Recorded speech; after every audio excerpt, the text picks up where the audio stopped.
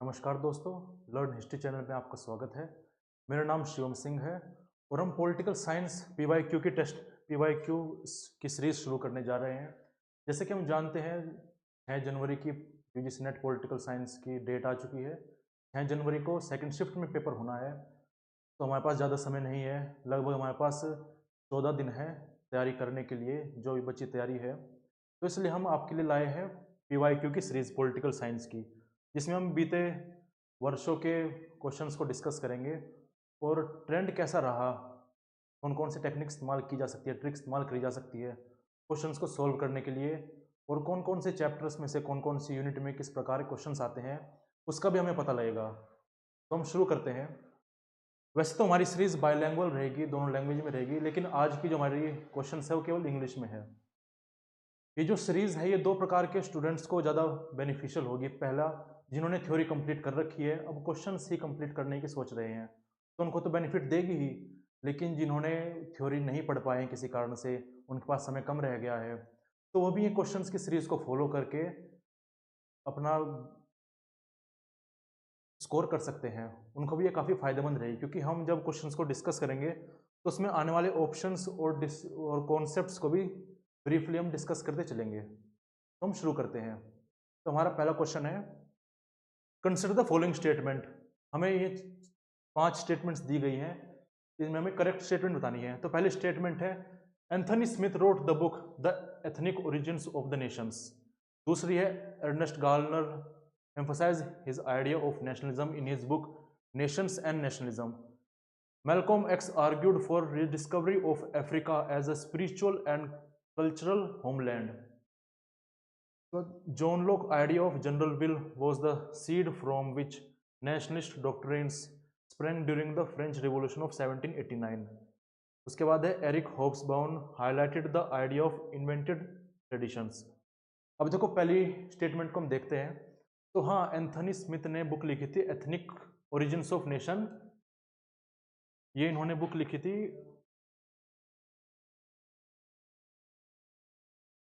इन्होंने बुक लिखी थी 1986 में इन्होंने बुक लिखी थी। उसमें कहते हैं कि जो आज के समय में हम नेशंस का ओरिजिन देखते हैं, जहाँ पर हम कहते हैं कि नेशन एक कम्युनिटी है जिसकी कॉमन टेरिटरी है, एक लीगल सिस्टम, एक कॉमन लीगल सिस्टम के अंडर गवर्न होते हैं, एक स्टैंडर्ड एजुकेशन सिस्टम है, एक फिक्स इकोनॉमिक मॉडल है। तो एंथनी स्मिथ कहते हैं कि ये सभी रिलेटिवली नए कॉन्सेप्ट्स हैं, ये सब चीज़ें नई हैं। वास्तविकता में क्या है, जो नेशन का ओरिजिन है वो एथनिक में है। जब लोग अपने आप को लैंड से कनेक्ट कर पाते हैं, जैसा हम देखते हैं कि लोग किसी भी नेशन को कहीं पर रहना क्यों पसंद करते हैं, क्योंकि उसकी मातृभूमि होती है, वो काफ़ी लंबे समय से वहाँ पर रहे हैं, जो वहाँ पर लोग रहते हैं उनके साथ उनकी मेमोरीज जुड़ी हुई हैं, खान पान सभी का एक जैसा है, कल्चर में सभ्यता सभी एक जैसी फॉलो करते हैं। तो ये रियल ओरिजिन है नेशंस का, ऐसा एंथनी स्मिथ कहते हैं। उसके बाद तो पहली स्टेटमेंट जो हमारी सही है। दूसरा है, अर्नेस्ट गार्नर एम्फोसाइज करते हैं आइडिया ऑफ नेशनलिज्म अपनी बुक नेशंस एंड नेशनलिज्म में। हाँ, ये भी बिल्कुल सही है। अर्नेस्ट गार्नर की जो बुक है नेशंस एंड नेशनलिज्म, ये 1983 में आई थी, जिसमें नेशनलिज्म के आइडिया को एम्फोसाइज करते हैं और बताते हैं कि कैसे अब नेशनलिज्म का आइडिया उभर कर आया है। ये इसमें एक्सप्लेन करते हैं कि पहले जो थी हमारी ट्रेडिशनल सोसाइटी थी, कृषि प्रधान देश हुआ करते थे, और अब इंडस्ट्रियल सोसाइटी है। तो एग्रेरियन सोसाइटी में तो इतनी कुछ खास ज़रूरत पड़ती नहीं थी कि हम अपनी एजुकेशन को, अपनी लैंग्वेज को, अपने कल्चर को स्टैंडर्डाइज करें, सब पर इम्पोज करें।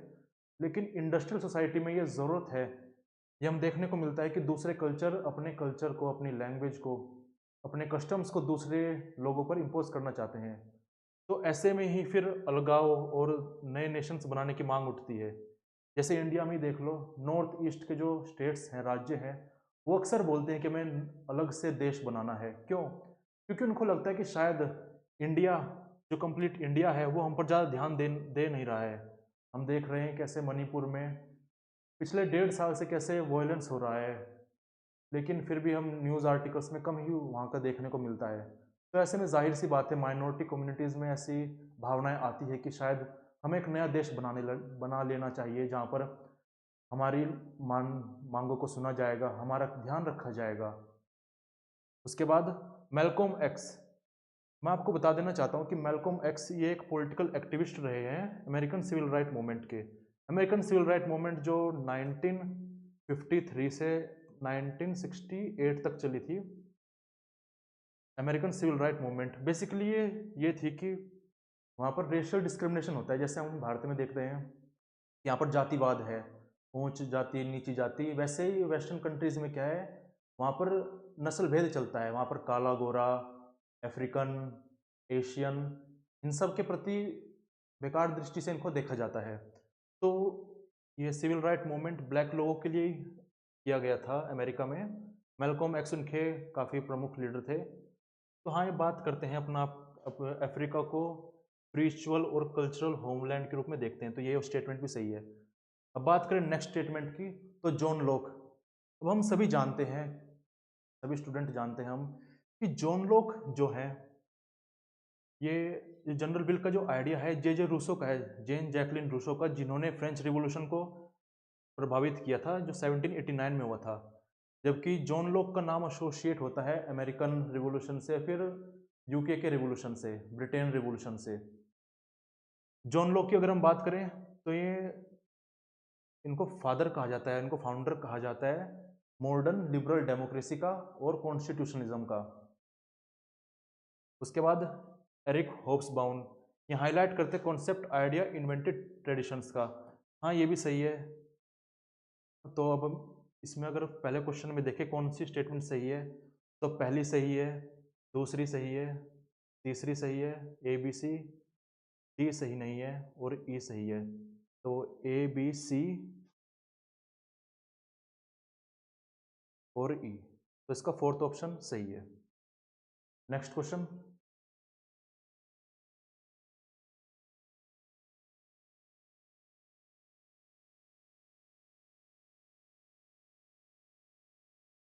Who was the speaker of Lok Sabha during Janata party regime. अब जनता पार्टी रेजिम के समय स्पीकर कौन थे लोकसभा के, तो जनता पार्टी रेजिम हम जानते हैं ये 1977 से लेकर 80 के लगभग में थी।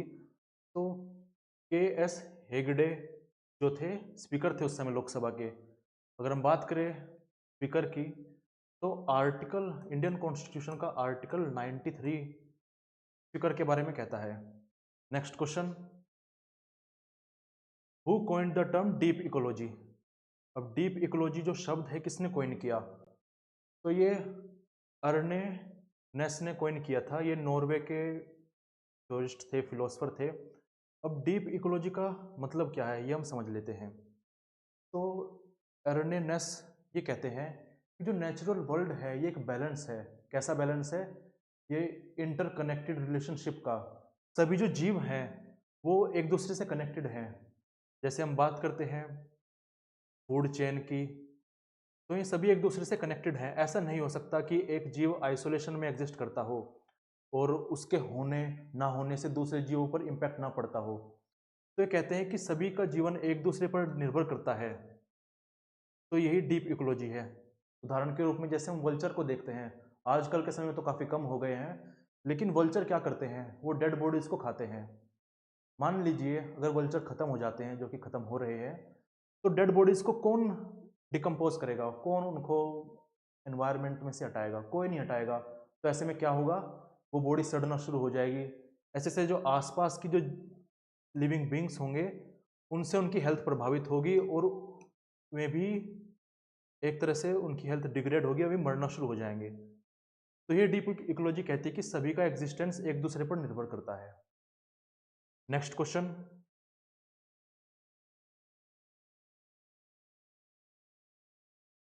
Pakistan exploded its first nuclear bomb at. अब पाकिस्तान ने अपना पहला न्यूक्लियर बॉम्ब कब एक्सप्लोड किया था, तो किया था चेघाई में।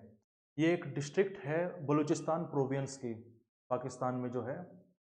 तो पाकिस्तान ने कब किया था ये 28 मई 1998 को। अब मैं आपको बताना चाहता हूँ कि इसके पीछे काफ़ी इंटरेस्टिंग स्टोरी है। पहले तो हम जानते हैं, या फिर देखिए, इंडिया ने अपना न्यूक्लियर बॉम्ब का टेस्ट जो किया था मिशन शक्ति के तहत 11 मई 1998 से 13 मई 98 के बीच में 5 न्यूक्लियर वेपन्स को इंडिया ने एक्सप्लोड किया था और अपना आप को न्यूक्लियर वेपन कंट्री घोषित किया था। ये कहाँ किया था इंडिया ने? पोखरान में। ये कहाँ पर है? राजस्थान में जगह है। उसी के ठीक 14-15 दिनों बाद पाकिस्तान ने भी न्यूक्लियर बॉम्ब को एक्सप्लोड किया और अपना आप को न्यूक्लियर वेपन कंट्री घोषित कर लिया। अब ये काफ़ी कॉन्फिडेंस लगता है कि पाकिस्तान ने ऐसा कैसे कर लिया। तो समझ में आता है किसी बाहरी ताकत ने उसकी सहायता करी, शायद चाइना ने करी हो। हाँ, तो आगे बढ़ते हैं हम next question.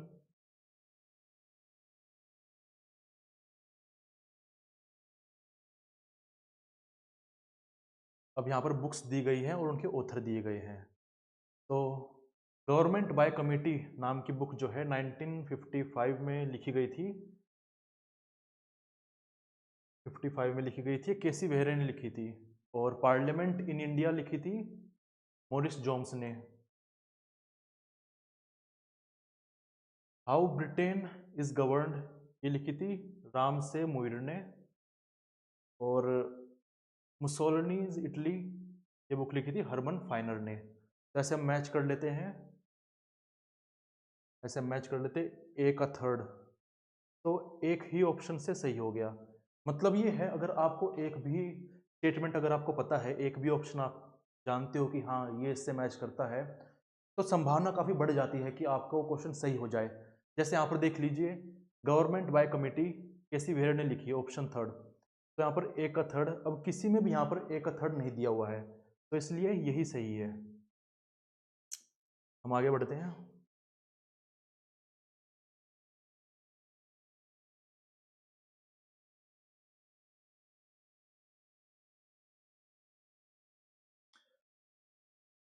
Arrange the following Indian constitutional amendments in chronological orders. अभी अमेंडमेंट्स दिए गए हैं कॉन्स्टिट्यूशन के, इनको हमें क्रोनोलॉजिकल ऑर्डर में अरेंज करना है। तो पहला है कि अमेंडमेंट इन द प्रियम्बल। तो प्रियम्बल में अमेंडमेंट कौन से कॉन्स्टिट्यूशनल अमेंडमेंट के तहत किया गया? तो ये किया गया था 42nd कॉन्स्टिट्यूशनल अमेंडमेंट एक्ट 1976। तो ये 76 में आया। अब मैथिली ऐड की गई थी लैंग्वेज 8th शेड्यूल में। तो कौन से ईयर में ऐड करी गई थी ये? तो ये ऐड करी गई थी अपना 2003 में। कोंकणी ऐड करी गई थी 8th शेड्यूल में 1992 में। और कोऑपरेटिव सोसाइटीज इंसर्ट करी गई थी 97th amendment act 2011। Women reservation act ये अभी आया है, साल भर पहले आया है, दिसंबर 2023 में पास हुआ था ये। तो इसके तहत क्या होगा, पार्लियामेंट और स्टेट लेजिस्लेचर में वुमेन्स को 33% रिजर्वेशन दिया जाएगा। तो अगर क्रोनोलॉजी लगाए हम, तो सबसे पहले आता है ए, फिर सी, फिर बी, फिर डी और फिर ई। तो ये जो है यही है फोर्थ ऑप्शन। अब हम थोड़ा एडिशनल इन्फॉर्मेशन को देख लेते हैं। 42nd कॉन्स्टिट्यूशनल अमेंडमेंट एक्ट से प्रियम्बल को पहली बार अमेंड किया गया। सोशलिस्ट, सेकुलर और इंटीग्रिटी शब्द जोड़े गए।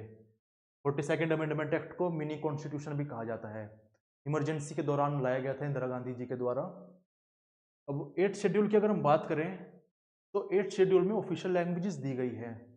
शुरुआती तौर पर 14 ऑफिशियल लैंग्वेजेस थी, लेकिन अब तक अगर हम देखें तो 22 ऑफिशियल लैंग्वेजेस हो चुकी हैं, जिसमें 15th जो थी वो सिंधी थी, जो कि 21st अमेंडमेंट एक्ट 1967 में आई थी। फिर 16th, 17th और 18th जो थी वो कोनकानी,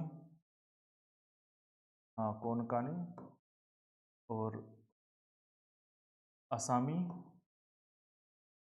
और नेपाली ये तीनों आई थी 71st अमेंडमेंट से 1992 में।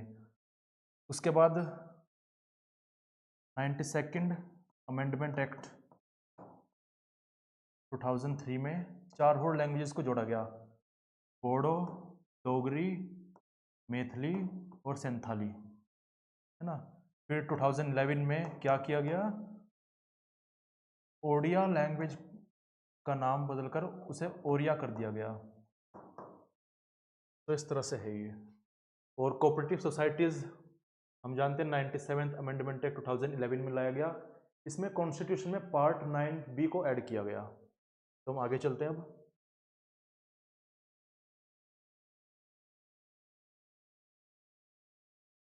अब देखिए, मैच द फॉलोइंग। यहाँ पर प्रेसिडेंट ऑफ इंडिया दिए गए हैं और यहाँ पर उनका टेन्योर दिया गया है। प्योरली फैक्चुअल क्वेश्चन है। अब इसमें दो चीज़ें हैं, या तो आपको सारी प्रेसिडेंट की सीक्वेंस याद हो कि कौन से ईयर में कौन से प्रेसिडेंट आए, कौन से नंबर के प्रेसिडेंट है, या फिर आपको थोड़ा बहुत आइडिया हो कि हाँ ऐसे प्रेसिडेंट आए थे। तो सबसे पहले तो राजेंद्र प्रसाद जी आए थे, सब जानते हैं।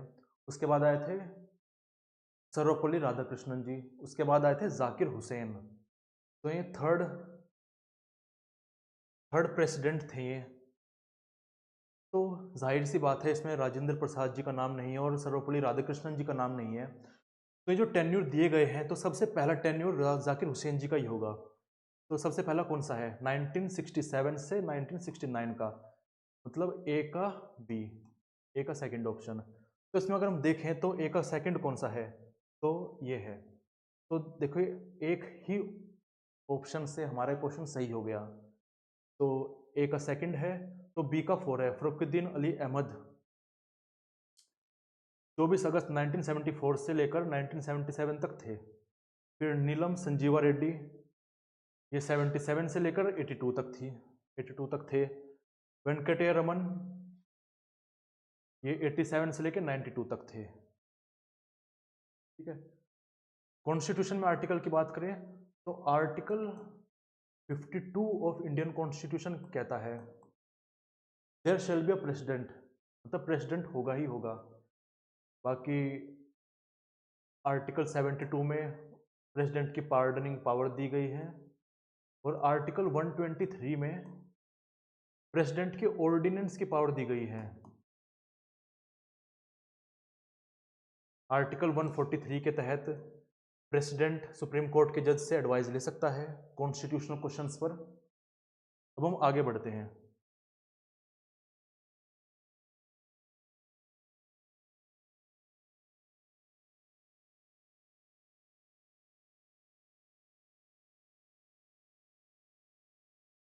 Consider the following statements regarding judicial system and choose the correct answers. Judicial system के बारे में स्टेटमेंट्स दी गई हैं और हमें सही करेक्ट आंसर को देखना है। मैं आपको बताना चाहता हूं कि काफ़ी बार ऐसा होता है कि हम ये समझ लेते हैं कि हर बार करेक्ट आंसर को चुनने के लिए दिया गया है, लेकिन ऐसा नहीं होता। अगर हम ध्यान से देखें तो कई बार इनकरेक्ट भी पूछ लिया जाता है। आगे क्वेश्चन आएंगे, हम देखेंगे। तो पहली स्टेटमेंट है supreme court of Canada has 3 जजेस from the province of Quebec to ensure ethnic and religious balance. तो कनाडा के सुप्रीम कोर्ट में 3 जजेस हैं क्यूबेक प्रोविंस से, जो एथनिक और रिलीजियस बैलेंस को बनाए रखने के लिए। अब स्टेटमेंट के बारे में ज़्यादातर लोगों को नहीं पता हो कि हाँ ऐसा है या फिर ऐसा नहीं है। दूसरी स्टेटमेंट देखते हैं कि कुछ जजेस federal constitutional court of Germany के इलेक्ट होते हैं बुंडस्टैग और बुंडसरैट नाम की जगह से। इसके बारे में भी ज़्यादातर लोगों को आइडिया नहीं होगा कि ये सही है या गलत है। लेकिन third statement, in United States the जजेस are nominated by the House of Lords and ratified by the senates. कि नॉमिनेट तो जजेस को किया जाता है हाउस ऑफ लॉर्ड्स के द्वारा और रेटिफाई सेनेट्स के द्वारा किया जाता है। तो ऐसा नहीं है, यूनाइटेड स्टेट्स में जजेस का नॉमिनेशन प्रेसिडेंट देखते हैं। जैसा आपने सुना होगा जब डोनाल्ड ट्रंप प्रेसिडेंट थे तो उन्होंने काफ़ी जजेस को नॉमिनेट किया था और उनके सेनेट ने फिर रेटिफाई भी कर दिया था। तो ये स्टेटमेंट तो गलत है। Next, US constitution of 1787 did not explicitly provide for the judicial review. इसको बताने से पहले हम इसके नेक्स्ट स्टेटमेंट देखते हैं। Power of judicial review originated from India in the leading case of Marbury versus Madison.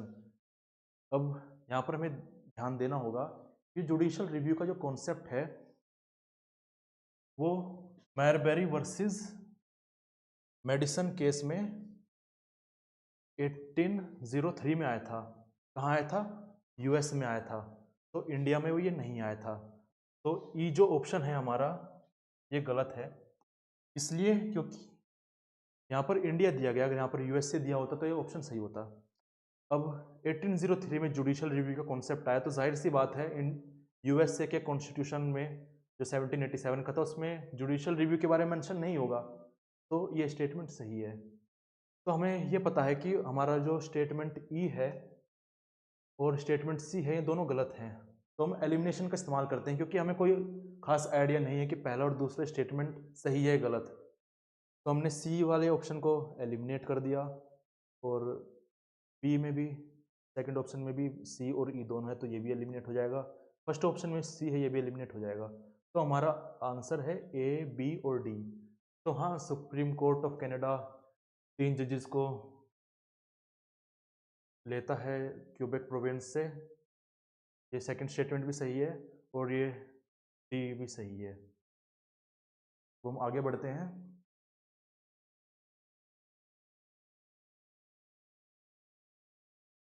अब हमें इस क्वेश्चन में हिस्ट्री के कुछ इवेंट्स दिए हुए हैं, इनको क्रोनोलॉजिकली अरेंज करना है।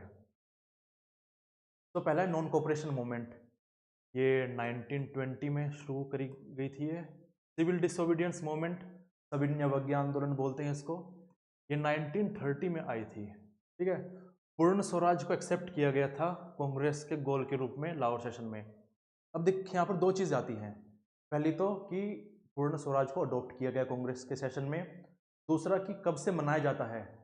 तो जब भी बात आएगी पूर्ण स्वराज की तो ज़्यादातर बच्चों को लगेगा तो 1930 की बात है, लेकिन नहीं, ये बात है 19 दिसंबर 1929 की, जब लाहौर सेशन में पूर्ण स्वराज का जो रिजोल्यूशन था एक्सेप्ट कर लिया गया, अडॉप्ट कर लिया गया कि अब हम डोमिनियन स्टेटस की मांग नहीं करेंगे, अब हम पूर्ण स्वराज कंप्लीट इंडिपेंडेंस की बात करेंगे। फिर जाके 26 जनवरी 1950 में पंडित नेहरू ने रावी नदी के पास तिरंगा लहराया था और कहा था कि अब से हम 26 जनवरी को इंडिपेंडेंस डे मनाएंगे। तो वही अब हम रिपब्लिक डे के रूप में मनाते हैं 26 जनवरी को। चंपारण मूवमेंट 1917 में आया था, 1917 में किया गया था गांधी जी के द्वारा। पीजेंट मूवमेंट खेड़ा का गुजरात में 1918 का है। तो अब इसको हम अरेंज कर लें, तो सबसे पहले कौन सा आया? चंपारण डी, फिर खेड़ा ई, फिर नॉन कोऑपरेशन मूवमेंट ए, उसके बाद पूर्ण स्वराज एक्सेप्ट किया गया 1929 में सी, देन बी। तो इसमें क्या होगा? D E A C B. हम देख लेते हैं आगे, ये रहा डी ई ए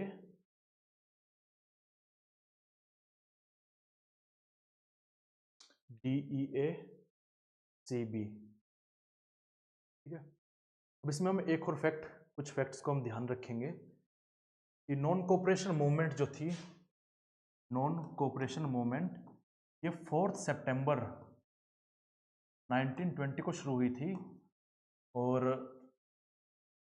12 फरवरी 1922 को इसको वापस ले लिया गया था गांधी जी के द्वारा।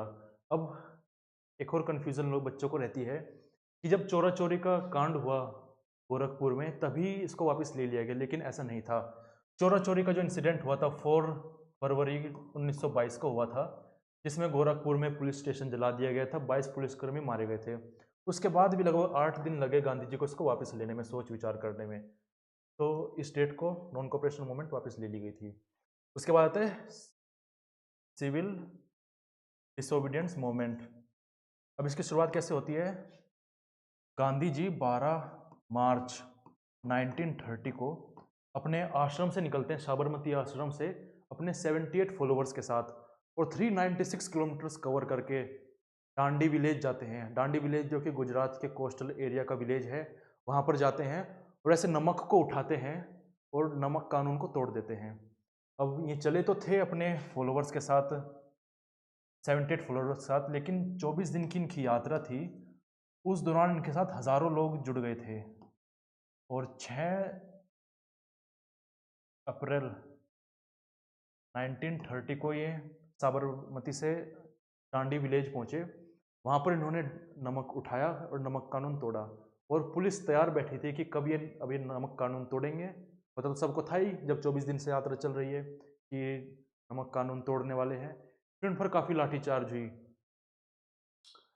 उसके बाद पूर्ण स्वराज हमने देख लिया, ठीक है। तो ये एडिशनल इन्फॉर्मेशन थी। अब गांधी जी के बारे में भी हम कुछ बातें जान लेते हैं। गांधी जी का जन्म 2 अक्टूबर 1869 में हुआ था और 30 जनवरी 1948 में इनकी डेथ हो गई थी न्यू दिल्ली में बिरला भवन के पास। Next 10th question. अब इस क्वेश्चन में कुछ हम कॉन्सेप्ट्स को भी देखेंगे। तो पहली स्टेटमेंट है, हमें इसमें करेक्ट स्टेटमेंट्स बतानी है। हमें बार बार इस बात का ध्यान रखना है कि क्वेश्चन में करेक्ट स्टेटमेंट पूछी गई है फिर इनकरेक्ट स्टेटमेंट पूछी गई है। तो पहला है, Chinese communist party is an example of cadre based party.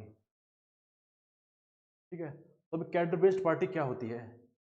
तो दो प्रकार की पार्टीज हमें देखने को मिलती है, एक तो मास बेस्ड पार्टी, एक होती है cadre based party. Cadre based party में क्या होता है, जो मेंबर्स जुड़े हुए होते हैं पार्टी से, वो पार्टी के प्रति आइडियोलॉजिकली कमिटेड होते हैं, पार्टी के वफादार होते हैं, पार्टी के लिए काम करते हैं। ऐसा नहीं होता कि पार्टी के लिए काम ना करें। उस पार्टी में जितने मेंबर होंगे वो सभी पार्टी को समर्पित होंगे, पार्टी के लिए काम करेंगे। ऐसा नहीं होगा कि वे ऊपरी तौर पर पार्टी की आइडियोलॉजी को मान रहे हैं और दिखावा कर रहे हैं। नहीं, उनके अंदर हो कि हाँ, ये आइडियोलॉजी जो विचारधारा पार्टी लेकर चल रही है, इसको हम भी मानते हैं और हम इसको आगे बढ़ाएंगे। अब ये है कैडर बेस्ड पार्टी। लेकिन मास पार्टी क्या होती है? मास बेस्ड पार्टी, उसको फ़र्क नहीं पड़ता कि कमिटेड है नहीं कमिटेड है, उसको बस वोट से मतलब है। उसको फ़र्क पड़ता है कि ज़्यादा से ज़्यादा लोग हमसे जुड़ें, चाहे वो अंदर ही अंदर हमको माने या ना माने, बस हमसे जुड़े रहें। तो इसमें दोनों प्रकार के लोग आ जाते हैं मास बेस्ड पार्टी में, जो आइडियोलॉजिकली कमिटेड है और जो नहीं भी है। तो communist party, Chinese communist party, हाँ कैडर बेस्ड पार्टी है। इंडिया में अगर हम देखें एग्जाम्पल कैडर बेस्ड पार्टी का, तो सबसे पहले एक ही नाम आता है बीजेपी का। बीजेपी कैडर बेस्ड पार्टी है। जैसे कि हम अगर एग्जाम्पल दूँ मैं आपको, तो बीजेपी की आइडियोलॉजी रही है हिंदू राष्ट्र अखंड भारत की। तो आप कितनी जिससे भी मिलोगे, जो भी मेंबर होगा बीजेपी का, वो कभी ऐसा नहीं कहे कि नहीं हम तो इस बात को नहीं मानते। वो हमेशा से यही कहेंगे हाँ हिंदू राष्ट्र अखंड भारत, ऐसी ऐसी बात करेंगे। और वो इस एजेंडा को लेकर चलते भी हैं, काफ़ी प्रचार प्रसार भी करते हैं। तो वे लोग सभी आइडियोलॉजिकली कमिटेड हैं, इसलिए बीजेपी भी कैडर बेस्ड पार्टी का एग्जाम्पल है। देन ओटो क्रिशाइमर, ये बात करते हैं कैच ऑल पार्टीज़ की। अब ये कैच ऑल पार्टी, इस क्वेश्चन में काफ़ी सारे हम कॉन्सेप्ट्स को देख रहे हैं। तो कैच ऑल पार्टी क्या होती है? अब देखिए, मान लीजिए पार्टी ए है, ये पार्टी बी है और ये पार्टी सी है। ये किसानों के लिए काम करती है, इसकी अपनी एक अलग आइडियोलॉजी है। बिजनेसमैन के लिए काम करती है, इसकी अपनी अलग आइडियोलॉजी है। ये दलितों के लिए या फिर लोअर क्लासेस के लिए काम करती है, उनके एम्पावरमेंट की बात करती है, ये इसकी अपनी अलग आइडियोलॉजी है। तो ये आइडियोलॉजी को लेकर चल रहे हैं। इनसे ज़्यादातर लोग किसान ही जुड़े रहेंगे, इनसे बिजनेसमैन ही जुड़े रहेंगे, इनसे लोअर कास्ट की या फिर जिनका ऑपरेशन हो रहा है, जिनका उत्पीड़न हो रहा है, वे लोग जुड़े रहेंगे। लेकिन कैच ऑल पार्टीज एक ऐसी पार्टी जो क्या करेगी, इन तीनों को साथ लेकर चलेगी, जो बोलेगी कि हम हाँ फार्मर्स की बात करेंगे, बिजनेसमैन्स के भी इंटरेस्ट का ध्यान रखेंगे और जिनका ऑपरेशन हो रहा है, जिनका उत्पीड़न हो रहा है, उनका भी ध्यान रखेंगे। तो इनका मेन फोकस क्या होता है? हमें अपना वोटर बेस बढ़ाना है, ज़्यादा से ज़्यादा वोट मिले, ज़्यादा से ज़्यादा हमारा इन्फ्लुएंस हो। तो वो सभी पार्टी को साथ लेकर चलने की कोशिश करेगी। तो कैचुअल पार्टी का एक और फीचर ये भी होता है कि क्रिज्मेटिक लीडर उभर कर आता है और वही इन सभी पार्टीज़ को एक साथ लीड कर पाता है ना। तो अब ओटो क्रिशाइमर, हाँ ये कॉन्सेप्ट इंट्रोड्यूस करते हैं कैच ऑल पार्टीज का, तो हमारा पहला ऑप्शन भी सही है, दूसरा भी सही है, दूसरी स्टेटमेंट। तीसरा, Otto Kirchheimer puts US Republican and Democratic parties in category of catch all party, तो ये भी स्टेटमेंट सही है। यूएस में मुख्यतः दो पार्टी है, एक तो रिपब्लिकन पार्टी जो बाइडन की है, जो भी सत्ता से जाने वाले हैं, और दूसरी है नहीं, रिपब्लिकन पार्टी है ट्रंप की और डेमोक्रेटिक पार्टी है बाइडन की, बराक ओबामा की। तो रिपब्लिकन पार्टी भी पावर में आने वाली है। तो ओटो क्रिशाइमर यूएस की रिपब्लिकन पार्टी और डेमोक्रेटिक पार्टी को दोनों को कैच ऑल पार्टीज के रूप में देखते हैं, और वो यूके की लेबर पार्टी और कंजर्वेटिव पार्टी को भी कैच ऑल पार्टी के रूप में देखते हैं। इंडिया में बात करें तो इंडियन नेशनल कांग्रेस ये कैच ऑल पार्टी है, ये ज़्यादा वोटिंग बेस बढ़ाने के लिए सभी ग्रुपों को अभी जोड़ने की कोशिश कर रही है। उसके बाद तो थर्ड स्टेटमेंट भी हमारी सही है। चौथी statement, Anthony Downs portrays politicians as power seeking creatures, तो एंथनी डाउन्स हाँ बात करते हैं, वो कहते हैं कि जो पॉलिटिशियंस होते हैं वो पावर सीकिंग क्रिएचर्स होते हैं, उनको सत्ता चाहिए किसी भी रूप में मिले, उनको बस इलेक्शन में जीतना है, चाहे कैसी भी पॉलिटिक्स करनी पड़े, चाहे डर्टी पॉलिटिक्स करनी पड़े, चाहे कुछ भी करना पड़े, उन्हें इलेक्शन में जीतना है। तो ऐसी बात एंथनी डाउन्स कहते हैं, तो ये स्टेटमेंट भी सही है हमारी। अब बात आती है Thomas Jefferson was the primary author of the UK's declaration of freedom. अब इस स्टेटमेंट में थोड़ा डाउट है, क्यों? यूके डिक्लेरेशन ऑफ फ्रीडम 1969 की बात है, जबकि थॉमस जेफरसन का जो टाइम पीरियड है वो पहले आता है, तो ये स्टेटमेंट गलत है। तो अब हम देख लेते हैं ए बी सी डी वो किस में दिया गया है, तो ए बी सी डी इसमें दिया गया है।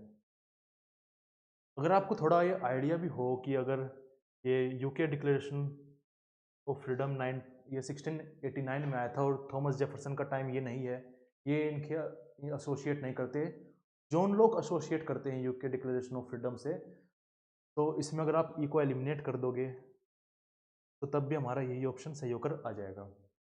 ज़्यादातर क्वेश्चन हमारे एलिमिनेशन से ही सही हो जाते हैं, हमें केवल बस एक ऑप्शन पता होना चाहिए कि ये सही है या फिर ये गलत है, उससे हमें एलिमिनेशन में काफ़ी मदद मिल जाती है। नेक्स्ट क्वेश्चन हम देखते हैं, चूज द करेक्ट स्टेटमेंट्स।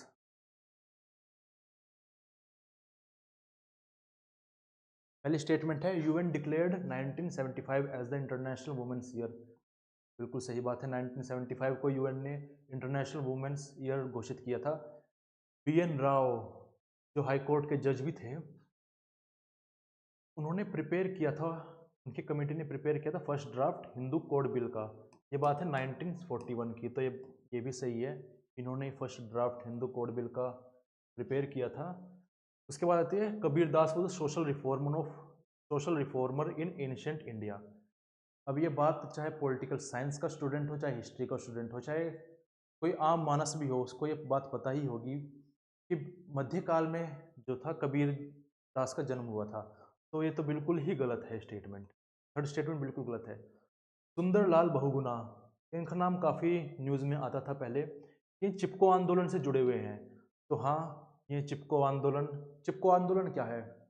ये उत्तराखंड में जब फॉरेस्ट कट रहे थे तो वहाँ पर लोगों ने प्रोटेस्ट किया कि हम फॉरेस्ट को, हम पेड़ों को कटने नहीं देंगे, तो ऐसे में उनको रोकने के लिए इन्होंने क्या किया, पेड़ों से जाकर चिपक गए कि अगर पेड़ को काटना है तो पहले आपको हमें काटना होगा, तो ये थी चिपको मूवमेंट, चिपको आंदोलन, चिपको एजिटेशन भी बोलते हैं, तो ये स्टेटमेंट सही है। सुंदरलाल बहुगुणा का नाम एंटी तेहरी डैम प्रोटेस्ट से भी जुड़ा है, गढ़वाल रीजन में जब तेहरी डैम को बनाया जा रहा था तो उसके अगेंस्ट में भी सुंदरलाल बहुगुणा ने काफ़ी प्रोटेस्ट किया था, तो ये स्टेटमेंट हमारी सही है। उसके बाद आती है Subhash Chandra Bose formed Independent Labour Party in 1936। अब ये बात सही है, इंडिपेंडेंट लेबर पार्टी 1936 में आई थी, लेकिन इनको सुभाष चंद्र बोस के द्वारा फॉर्म नहीं किया गया था, इनको बी आर अम्बेडकर के द्वारा फॉर्म किया गया था 1936 में। सुभाष चंद्र बोस का जो नाम है वो फॉरवर्ड ब्लॉक से एसोसिएट होता है, फॉरवर्ड ब्लॉक 1939 में कांग्रेस से जाने के बाद इन्होंने स्टैब्लिश करी थी, तो हमारी ई स्टेटमेंट जो है गलत है, हमारा सी स्टेटमेंट भी गलत है, तो अब इससे देख लेते हैं हम। तो ए, बी और डी स्टेटमेंट सही है, तो ऑप्शन थर्ड। ठीक है। अब देखिए इसमें भी एलिमिनेशन काफ़ी इंपॉर्टेंट रोल है। अगर आपको कोई सी भी स्टेटमेंट का सटीक आइडिया नहीं है, आपको ये तो पता ही होगा, सबको ये पता ही होगा कि कबीर दास जो थे एंशियंट इंडिया में नहीं थे, वो मिडिवल इंडिया में थे। तो हम ऑप्शन सी को हटा दें तो सही आंसर हमारे पास वैसे भी निकल कर आ जाएगा। तो खेल एलिमिनेशन का है और अवेयरनेस का है कि हम क्वेश्चन जो पढ़ रहे हैं उसमें हमारा कितना ध्यान है, कितना हम बारीकी से चीज़ों को देख रहे हैं और प्रेजेंस ऑफ माइंड हमारा कितना है। अब यहाँ पर भी देखो, नॉलेज से ज़्यादा हमारी प्रेजेंस ऑफ माइंड और थोड़ी बहुत ही अवेयरनेस हमारी यहाँ पर टेस्ट होगी। वो कैसे? यहाँ पर दिया हुआ है कि लोकसभा में नंबर ऑफ वुमेन्स 22, 28, 28, 59। अब यहाँ पर दिया है कौन से पार्लियामेंट्री इलेक्शन में नंबर ऑफ वुमेन्स कितनी थी। तो अगर हमें ये नहीं पता, जाहिर सी बात है किसी को नहीं पता हो कि सटीक नंबर क्या था, लेकिन ये बात सभी को पता है कि over the year women empowerment हुआ है, नारी सशक्तिकरण हुआ है। तो जो वुमेन की संख्या है, ना महिलाओं की संख्या है लोकसभा में, वो बढ़ी ही है, घटी तो नहीं है, बढ़ी ही है। तो सबसे कम संख्या कौन सी है? 22 है। तो हम ये अंदाज़ा लगा सकते हैं कि ये जो ऑप्शंस दिए गए हैं, जो इसमें सबसे पहला आएगा जो कि फिफ्थ है, फिफ्थ लोकसभा, इसी में ही 22 हो सकती है, क्योंकि आगे तो नंबर बढ़ते जा रहे हैं, आगे वुमेन एम्पावरमेंट हो रहा है, महिला सशक्तिकरण हो रहा है, तो आगे स्वाभाविक सी बात है नंबर बढ़ते चले जाएंगे। तो इससे अगर हम मैच करें तो ए का सेकंड, ए का सेकंड से भी ये क्वेश्चन सही हो जाएगा। ठीक है। और दूसरा इस बात से भी सही हो जाएगा कि सबसे ज़्यादा वुमेन कौन से उसमें थी पार्लियामेंट्री इलेक्शन में, तो यहाँ पर सबसे बाद का है 15th। तो डी को अगर थर्ड से मैच करेंगे तो तब भी हमारे पास यही आएगा। ठीक है। तो काफ़ी क्वेश्चन ऐसे आएंगे जहाँ पर प्रेजेंस ऑफ माइंड, क्वेश्चन देख कर लगेगा कि यार ये तो हाईली फैक्चुअल है, ये तो हमने पढ़ा ही नहीं है, तो बिल्कुल भी सही नहीं होगा, लेकिन ऐसा नहीं है। थोड़ा ध्यान दीजिए, प्रेजेंस ऑफ माइंड रखिए और क्वेश्चन हो जाएगा सही। इसमें एक और फैक्ट हम डिस्कस करते हैं। 17th लोकसभा में जो अब तक थी पिछले साल तक, इसमें 78 वुमेन्स थी, और अब जो 18th लोकसभा है इसमें 73 वुमेन्स हैं। हाँ, अगर इस लॉजिक को अगर हम अब लगाते तो शायद थोड़ी मुश्किलें आ सकती थी, क्योंकि अब हमें नंबर थोड़ा कम देखने को मिला है। नेक्स्ट क्वेश्चन है, अब यहाँ पर कुछ ऑथर्स दिए हुए हैं और उनकी बुक्स के नाम दिए हुए हैं। तो पहला है डेविड एप्टर। तो ये तो बिल्कुल फैक्चुअल क्वेश्चन है, ये तो आपको पता होना ही चाहिए। हाँ, इसमें अगर आपको एक या दो बुक का आइडिया होगा तो तब भी आपका क्वेश्चन सही हो जाएगा एलिमिनेशन से। तो डेविड एप्टर बुक देते हैं, बुक लिखते हैं पॉलिटिक्स ऑफ मॉडर्नाइजेशन। ये 1965 में ये बुक देते हैं। फिर आते हैं वॉल्टर बैगहॉट, ये इंग्लिश कॉन्स्टिट्यूशन नाम की बुक लिखते हैं 1867 में। जैन ब्लोंडेल ये बुक लिखते हैं introduction to the comparative government, ये 1969 में लिखते हैं। और आलमंड एंड पोवेल बुक लिखते हैं comparative politics a developmental approach, 1966 की बात है ये भी। ठीक है। तो अब इसमें हम ऑप्शन मैच कर सकते हैं। तो ए का इसमें फोर्थ होगा, ए का फोर्थ, तो थोड़ा नीचे कर लेते हैं हम। हाँ, तो डेविड एप्टर का पॉलिटिक्स ऑफ मॉडर्नाइजेशन। तो इसमें भी देखो, अगर हमें एक बुक पता है डेविड एप्टर की पॉलिटिक्स ऑफ मॉडर्नाइजेशन, तब ये क्वेश्चन हमारा हो जाएगा। तो डेविड एप्टर ने, तो ये फोर्थ ऑप्शन हमारा सही हो जाएगा इसमें। ठीक है। उसके बाद हम आगे बढ़ते हैं 14th क्वेश्चन। यहाँ पर पूछा गया है who was the chairman of 15th finance commission.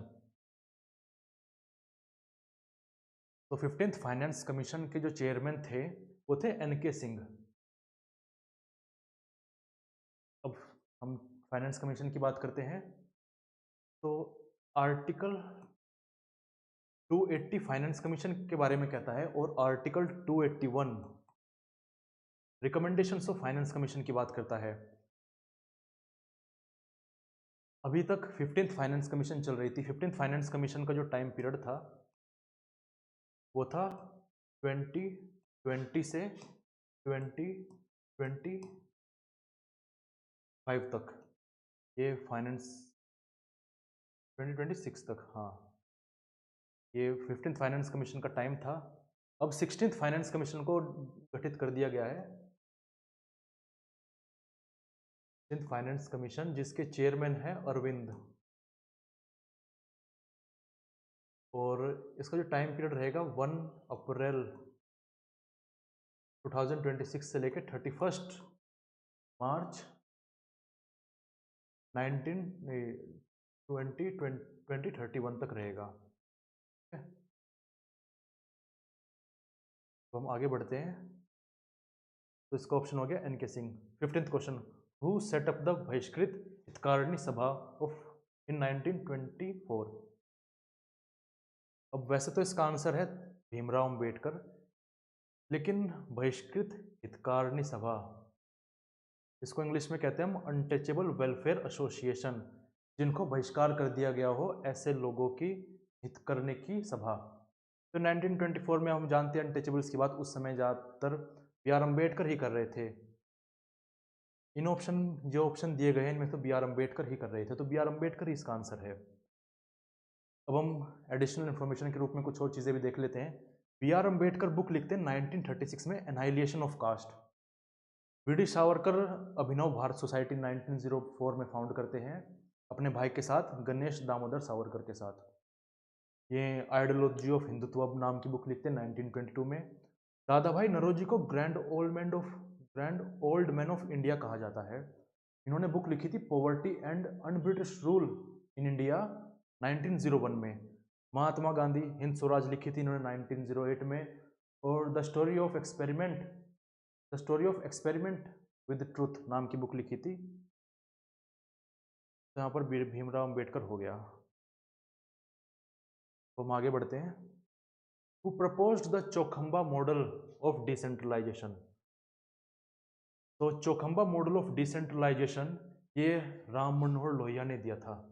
अब राम मनोहर लोहिया का मानना था कि शक्ति जो है वो एक जगह केंद्रित नहीं होनी चाहिए, वो केंद्रीय सरकार या फिर राज्य सरकार के पास केंद्रित नहीं होनी चाहिए, उसको डिसेंट्रलाइज करना चाहिए, हमें विकेंद्रीकरण करना चाहिए। लोगों को हमें शासन में भागीदारी देनी चाहिए, हमें गवर्नेंस में, कि वो सेल्फ गवर्नेंस में आए, गवर्नेंस में अपनी भूमिका निभाए। तो चौखंबा मॉडल देते हैं वो डिसेंट्रलाइजेशन का, जिसके 4 पिलर हैं। पहला पिलर वो कहते हैं विलेज को, फिर जिला, फिर स्टेट, और उसके बाद नेशन। तो बात करते हैं डिसेंट्रलाइजेशन की, विकेंद्रीकरण की, और लोगों के पार्टिसिपेशन की बात करते हैं। अब हम एडिशनल इंफॉर्मेशन के रूप में देखें तो जयप्रकाश नारायण जो टोटल रिवोल्यूशन की बात करते हैं, सप्त क्रांति की बात करते हैं, प्रिजन डायरी नाम की बुक लिखते हैं, ये जो पब्लिश होती है 1979 में। इमरजेंसी के दौरान लिखी थी इन्होंने, जब इनका सोलिटरी कन्फाइनमेंट था, इनको अकेले बंद कर दिया था, किससे मिलने से मना कर दिया था। और जवाहरलाल नेहरू बुक लिखते हैं एन ऑटोबायोग्राफी 1936 में, और डिस्कवरी ऑफ इंडिया 1946 में।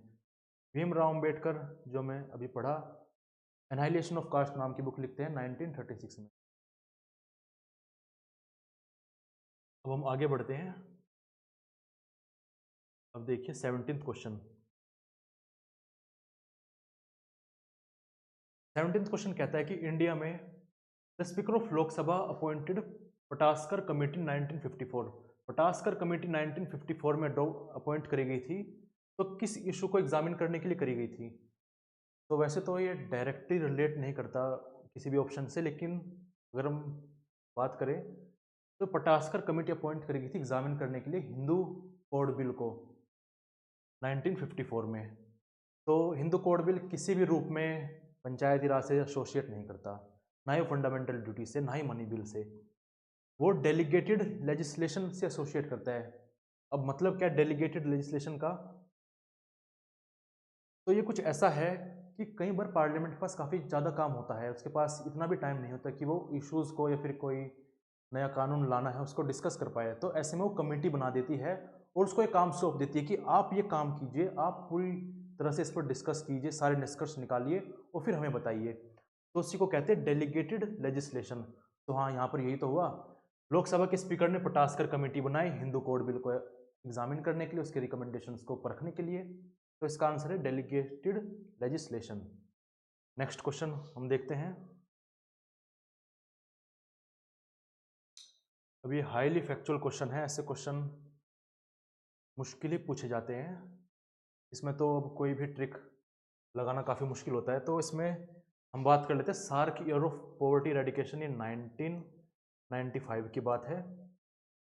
SAARC year of youth 1994, SAARC year for environment 1992 और SAARC year of disabled persons ये 1993 में और ये गर्ल चाइल्ड 1990 में।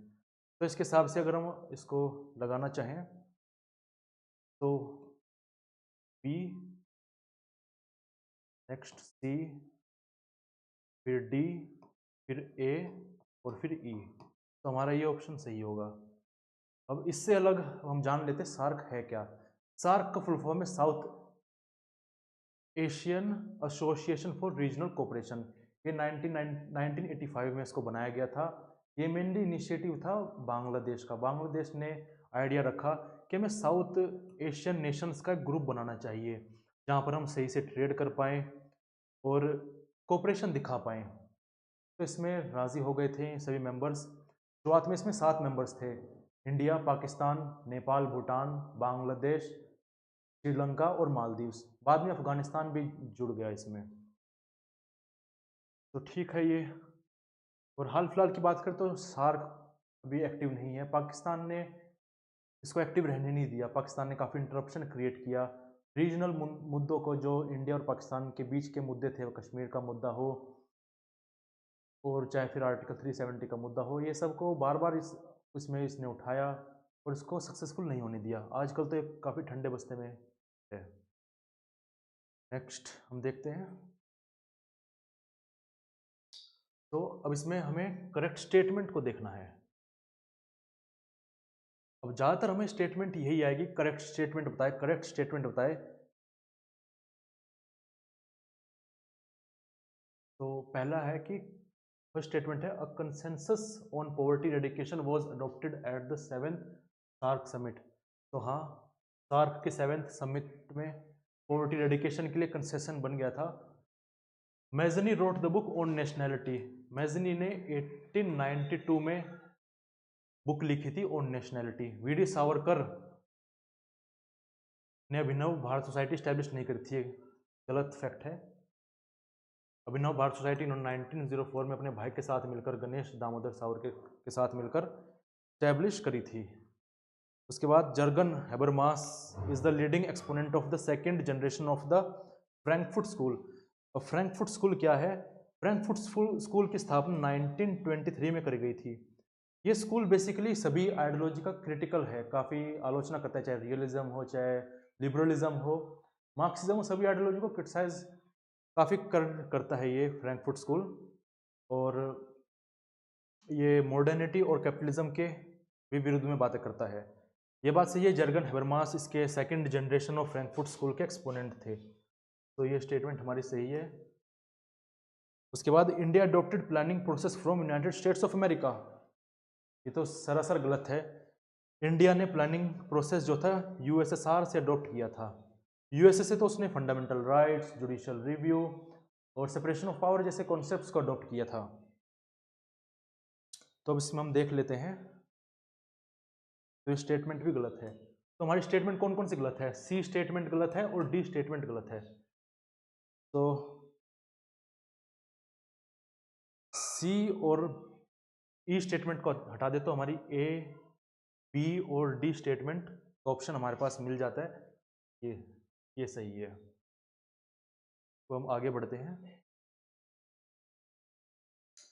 Gabriel almond classified the pressure group, दबाव समूह को गैब्रियल आलमंड कैटेगराइज करते हैं। तो कौन कौन सी कैटेगरी में, कौन कौन से ग्रुप में इनको कैटेगराइज करते हैं वो हमें देखना है। तो बेसिकली गैब्रियल आलमंड 4 प्रकार से कैटेगराइज करते हैं प्रेशर ग्रुप को। पहला है एसोसिएशनल। ये वो प्रेशर ग्रुप होते हैं जो कि एसोसिएशन बनाते हैं। इनके ग्रुप में एक स्ट्रक्चर के रूप में चीज़ें चलती है, खुद के रूल्स रेगुलेशंस होते हैं। तो ऐसे ग्रुप हमें कहाँ देखने को मिलते हैं? बिजनेसेस में देखने को मिलते हैं। फार्मर्स के प्रेशर ग्रुप होते हैं, ट्रेड यूनियंस होते हैं, है ना। बिजनेस का जैसे फिक्की हो गया। अब दूसरा है नॉन एसोसिएशनल। बताते हो नॉन एसोसिएशनल कौन से ग्रुप होते हैं? वो कहते हैं कि ये ट्रेडिशनल होते हैं आमतौर पर, यहाँ पर इनका कोई रूल्स रेगुलेशंस नहीं होती, कोई स्ट्रक्चर नहीं होता, मेनली ट्रेडिशनल होते हैं। तो ये कास्ट बेस्ड होते हैं ग्रुप्स, और ये रिलीजन बेस्ड ग्रुप्स होते हैं, दबाव समूह। तीसरा है इंस्टीट्यूशनल ग्रुप्स। ये वो ग्रुप्स होते हैं जो इंस्टीट्यूशन के अंदर रहते हैं, जैसे गवर्नमेंट में, जैसे आईएएस ऑफिसर्स का अपना ग्रुप हो गया, आईपीएस का हो गया, अपना जजेस का हो गया, तो ये सब। और चौथा है एनोमिक। एनोमिक क्या है? एनोमिक में क्या होता है कि ये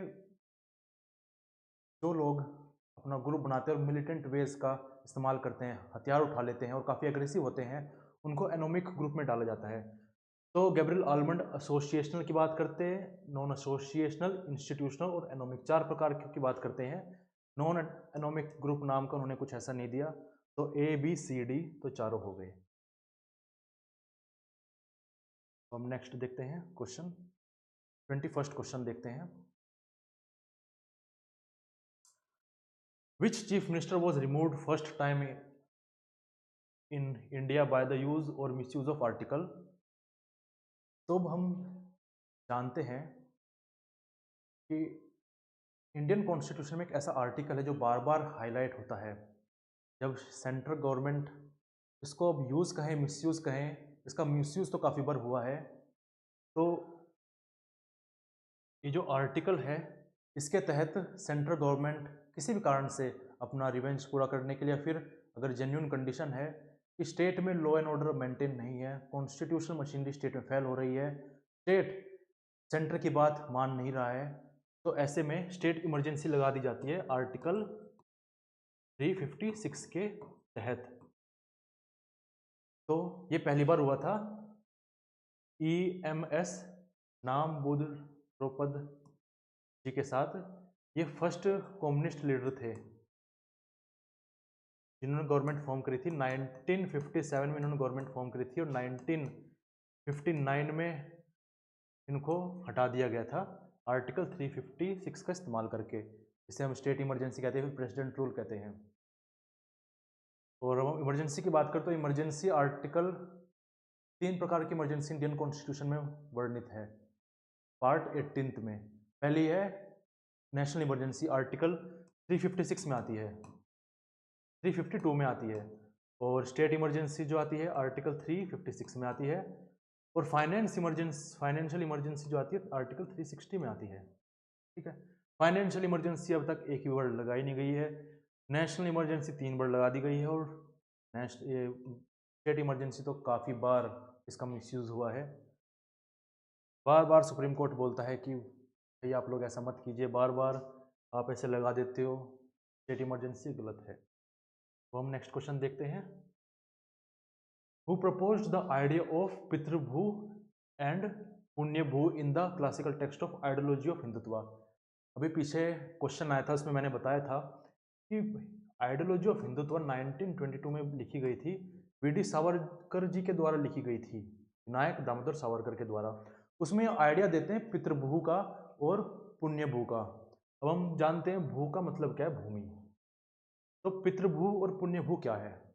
वीडी सावरकर कहते हैं कि भारत का नागरिक वही व्यक्ति होना चाहिए जो भारत को पुण्यभू भी मानता हो और पितृभू भी मानता हो। वो किस प्रकार से? पितृभू, पितृभू का मतलब है ऐसी भूमि जो उसको फादर से मिली हो, मतलब हेरिटेंस में मिली हो, विरासत में जो भूमि मिली हो, वो भूमि भी उसकी भारत में ही होनी चाहिए। ज़्यादातर लोगों की होती है, लेकिन ज़रूरी क्या है, दूसरी चीज़ पुण्यभू। ये कहते हैं कि उसकी पुण्यभू मतलब जिस भूमि को वो पूजता है, जिस भूमि में उसकी आस्था है, वो भारत में ही होनी चाहिए। ये दोनों चीज़ें जब मिलेंगी तब उसको भारत का नागरिक समझा जाना चाहिए। तो ऐसा क्यों कहते हैं? तो ठीक है, विरासत में जगह मिल जाती है, लेकिन उसकी आस्था, उसकी श्रद्धा, उसकी लॉयल्टी भी भारत के प्रति होनी चाहिए। ऐसा व्यक्ति को ही वो इंडियन सिटीजन मानते हैं, ऐसा व्यक्ति इंडियन सिटीजन होना चाहिए। ऐसा ना हो कि उसकी भूमि तो भारत में है लेकिन वो दूसरी विदेशी ताकतों के लिए काम करता हो। तो वी डी सावरकर बात करते हैं। तो दूसरे ऑप्शन अगर हम देखें तो एम एन रॉय रेडिकल ह्यूमनिज्म की बात करते हैं। जयप्रकाश नारायण की हमने बात करी, ये टोटल रेवोल्यूशन की बात करते हैं, सप्त क्रांति देते हैं। इन्होंने प्रिजन डायरी लिखी थी 1979 में। पहले सोशलिस्ट थे, फिर इनकी शादी हो गई, इनकी वाइफ जो थी गांधीवादी थी तो ये भी गांधीवादी हो गए। खैर, महात्मा गांधी ओशनिक विलेज की बात करते हैं। फिलोसफिकल एनार्किज्म की गांधी जी बात करते हैं, ये हिंद स्वराज लिखते हैं 1908 में। और story of experiment, my experiment with truth 1929 में लिखते हैं ये। तो यहाँ पर तो हो गया वी डी सावरकर। अब हम नेक्स्ट क्वेश्चन देखते हैं।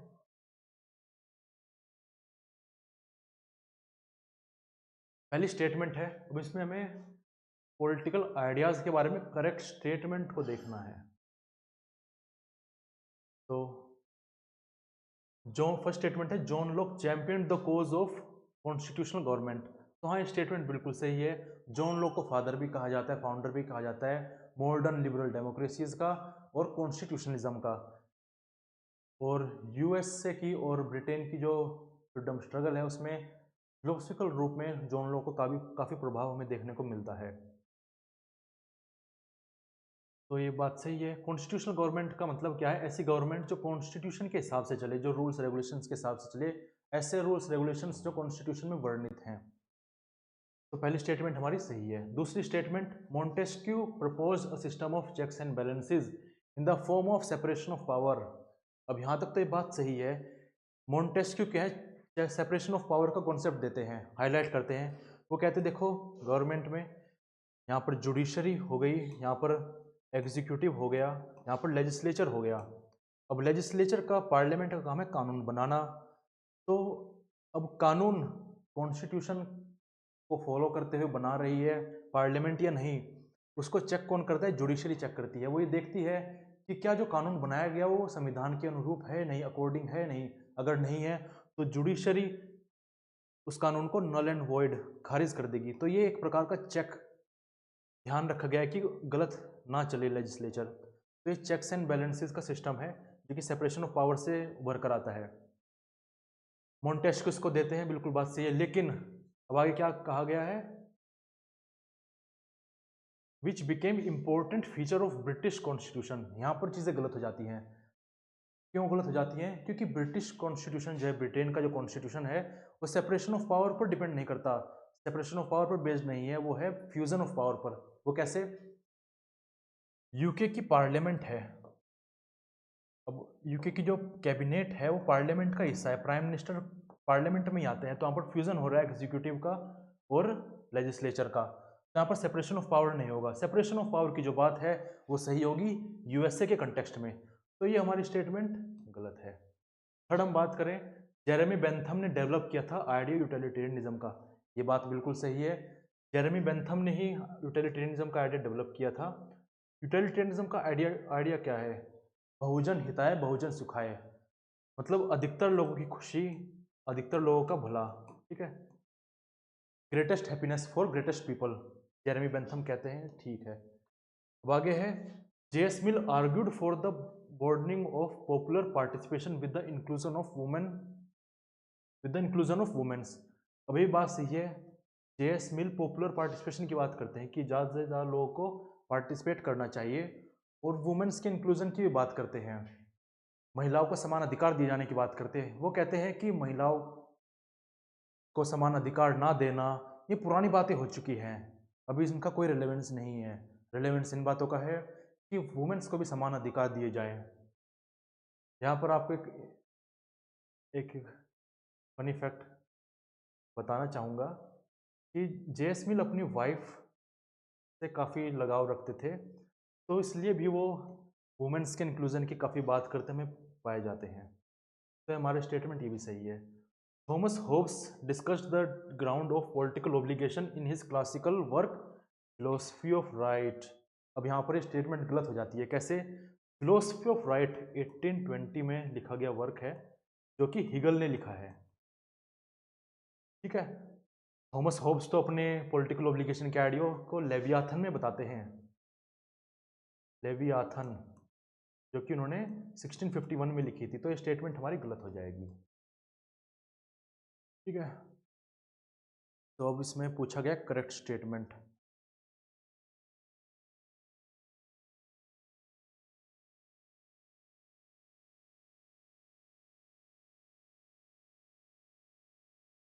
हमारी इसमें करेक्ट स्टेटमेंट जो है ए है, सी है और डी है।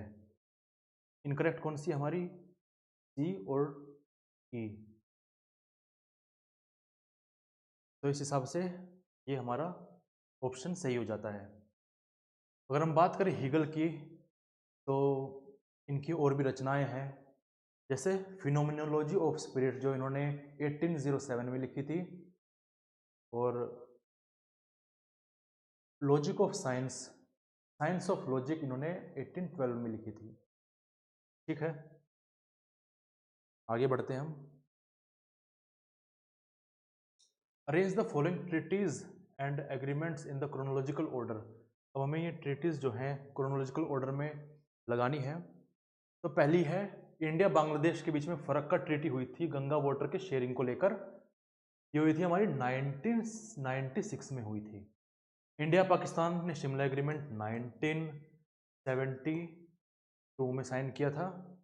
India Pakistan signed Indus water treaty 1960 में। वर्ल्ड बैंक की मीडिएशन रही थी। Prime minister Atal Bihari Vajpayee undertook bus journey to Lahore, sign declaration 1999 की बात है।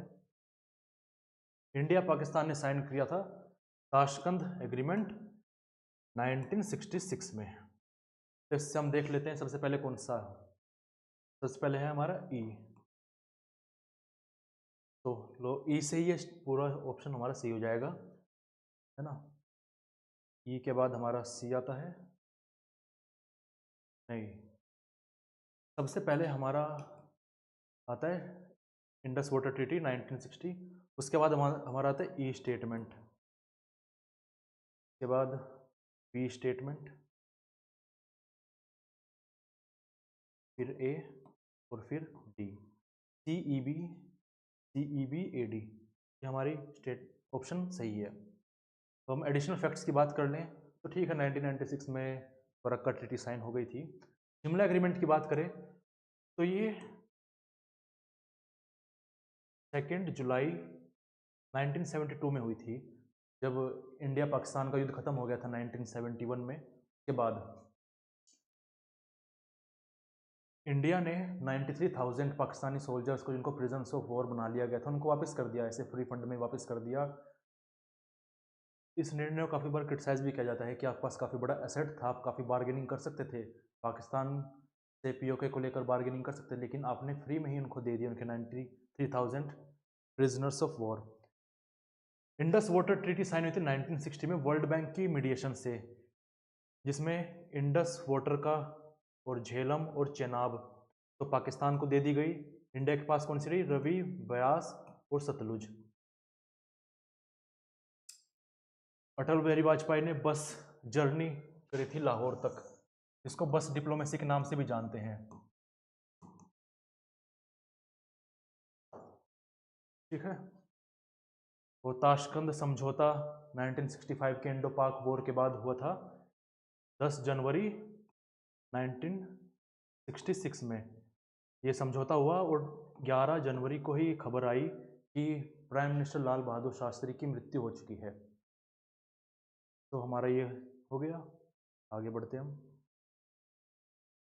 25th क्वेश्चन है हमारा पब्लिक एडमिनिस्ट्रेशन से।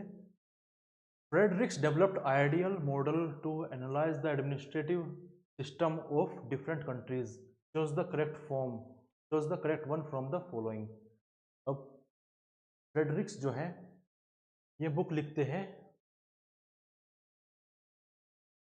The ecology of public administration 1961 में। ये बताते हैं, प्रिज्मेटिक सोसाइटी के बारे में डिस्कस करते हैं। ये कुछ इस प्रकार से है, एक प्रिजन है। 3 प्रकार की सोसाइटीज होती है, ए, बी और सी। ये फ्यूज्ड सोसाइटी, ये प्रिज्मेटिक सोसाइटी, ये डिफ्रैक्टेड सोसाइटी। तो इसमें इनका मॉडल कुछ इस प्रकार से है। ये काफ़ी बड़ा कॉन्सेप्ट है, इसको हम अपनी अलग से क्लास में डिस्कस करेंगे कभी। तो इस प्रकार से कहते हैं कि फ्यूज सोसाइटी जो कि अंडर डेवलप्ड कंट्रीज़ की स्थिति है, यहाँ पर एक ही ऑर्गेनाइजेशन काफ़ी सारे फंक्शंस परफॉर्म करती है। उससे क्या होता है, वहाँ पर एफिशिएंसी, स्पेशलाइजेशन नहीं आ पाता। जबकि डिफ्रैक्टेड सोसाइटीज़ या डेवलप्ड कंट्रीज़ होती हैं, विकसित कंट्रीज जो वेस्टर्न वर्ल्ड है, यहाँ पर क्या है, हर एक ऑर्गेनाइजेशन का अलग अलग फंक्शन है, तो इससे उनके कामों में स्पेशलाइजेशन आता है, एफिशिएंसी आती है। और ये रही प्रिज्मेटिक सोसाइटी, ये बीच में है, ये अभी तक डिफ्रैक्टेड में भी नहीं पहुंची और फ्यूज्ड भी नहीं है, ये डेवलपिंग कंट्रीज़ की स्थिति है। तो Fred Riggs fused society, prismatic society और डिफ्रैक्टेड सोसाइटी की बात करते हैं। ACE, तो हमारा ये ऑप्शन सही हो जाएगा। फ्रेडरिक साला मॉडल देते हैं, बाजार कैंटीन मॉडल देते हैं, और ये देखने की कोशिश करते हैं कि डेवलपिंग कंट्रीज में एडमिनिस्ट्रेशन किस तरह से किया जा सकता है। नेक्स्ट क्वेश्चन है, which politician has become chief minister of 2 states. अब वो थे ND तिवारी, इनको यूपी का भी चीफ मिनिस्टर बनने का सौभाग्य प्राप्त हुआ और फिर उत्तराखंड का भी चीफ मिनिस्टर बनने का इन्हें सौभाग्य प्राप्त हुआ। उसके बाद अब हम देख लेते हैं 27 क्वेश्चन। अब ये 27 क्वेश्चन काफ़ी बच्चों के लिए काफ़ी कंफ्यूजिंग रहा होगा जब ये क्वेश्चन आया होगा, उन्होंने बाद में सोचा होगा कि यार ये हम क्या कर आगे। इसमें पूछा गया है कि जो लैंग्वेजेस दी गई हैं इनको क्रोनोलॉजिकली अरेंज करना है इनके क्लासिकल लैंग्वेज स्टेटस के आधार पर। अब काफ़ी स्टूडेंट्स ने क्लासिकल लैंग्वेज का जो स्टेटस है इसको ऑफिशियल लैंग्वेज के स्टेटस से कंफ्यूज कर लिया होगा, ये स्टेटस से कंफ्यूज कर लिया, जो कि 8th शेड्यूल में दिया गया है इंडियन कॉन्स्टिट्यूशन के। लेकिन यहाँ पर क्या क्लासिकल लैंग्वेजेस को पूछा गया है। क्लासिकल लैंग्वेज ये 2005 की बात है, जब गवर्नमेंट ऑफ इंडिया ने डिसाइड किया कि हम कुछ लैंग्वेजेस को आइडेंटिफाई करेंगे जिनको हम क्लासिकल लैंग्वेज का स्टेटस देंगे। तो हाल फिलहाल तक अब तक हमारे पास इस लिस्ट में 11 लैंग्वेजेस हैं, जो किस प्रकार से है, तमिल, संस्कृत, कन्नड़, तेलुगु, मलयालम, ओरिया, असमी, बंगाली, मराठी, पाली, प्राकृत। तो ये पहले तमिल आती है, फिर संस्कृत आती है, फिर कन्नड़ आती है, फिर तेलुगु आती है, फिर मलयालम आती है, फिर उड़िया आती है, फिर असमी आती है 7th, 8th में बंगाली और 9th में मराठी, 10th में पाली और 11th में प्राकृत आती है। तो ये क्रोनोलॉजी है इनकी। इसके हिसाब से अगर हम देखें तो Tamil first, Sanskrit second, Kannada third, उसके बाद मलयालम आ जाएगा 4th नंबर पर और 5th नंबर पर ओडिया। तो CDAEB, तो ये हमारा सही हो जाएगा। तो थोड़ा ट्रिकी था ये क्वेश्चन, काफ़ी बच्चों को नया लगा होगा कि क्लासिकल लैंग्वेज का स्टेटस किस प्रकार से था। अगर हम बात करें 8th शेड्यूल की, तो शुरुआती समय में 8th शेड्यूल में 14 लैंग्वेजेस थी, लेकिन हाल फिलहाल में इसमें 22 लैंग्वेजेस हैं। 15th लैंग्वेज जो थी सिंधी ऐड हुई थी 21st अमेंडमेंट एक्ट 1967 से, और 16th, 17th, 18th Konkani, Nepali और मणिपुरी ऐड हुई थी फिर 71st अमेंडमेंट एक्ट से 1992 में। फिर Bodo Dogri Maithili Santhali 92nd amendment act 2003 में ऐड हुई थी।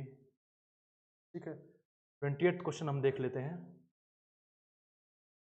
अब यहाँ पर बोला गया है कि अब्राहम मास्लो का हायरार्की ऑफ नीड का जो मॉडल है उसके रिगार्डिंग कौन कौन सी स्टेटमेंट सही है। तो मैं आपको बताना चाहता हूँ, अब्राहम मास्लो ने एक मॉडल दिया था हायरार्की ऑफ नीड अपनी बुक में, theory of human motivation, theory of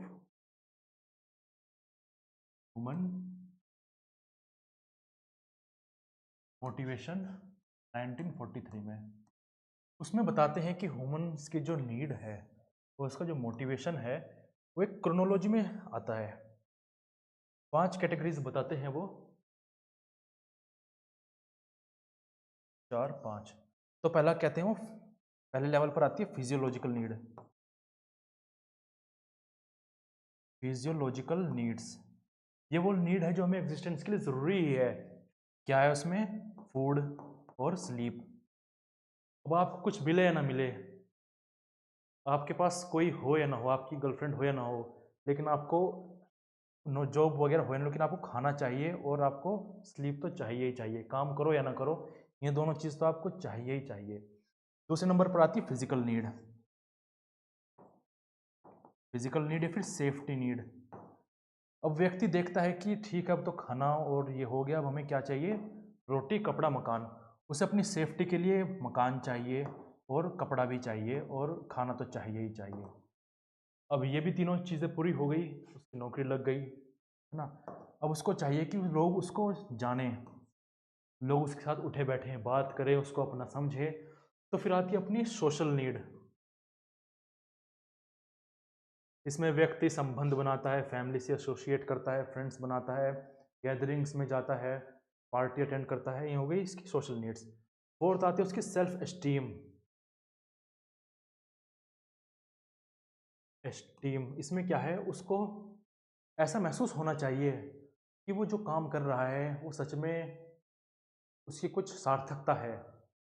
ऐसा नहीं है कि वो काम कर रहा है मज़दूरों की तरह और कुछ भी उसे अचीव नहीं हो रहा है। उसे एक फीलिंग आनी चाहिए कि हाँ, मैं जो ज़िंदगी में काम कर रहा हूँ वो सही कर रहा हूँ और ये सार्थकता को सिद्ध कर रहा है मेरी। ये सेल्फ एस्टीम में आता है।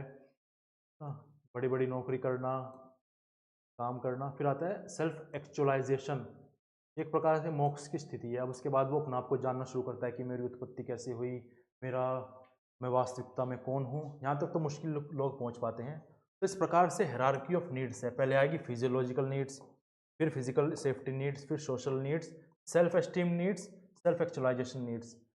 अब इसको हम इसमें देखें तो सेल्फ एस्टीम नीड्स आ गई हमारी, सेल्फ एक्चुअलाइजेशन आ गई, बिलोंगिंगनेस वाली आ गई, social needs, safety need, physical need आ गई।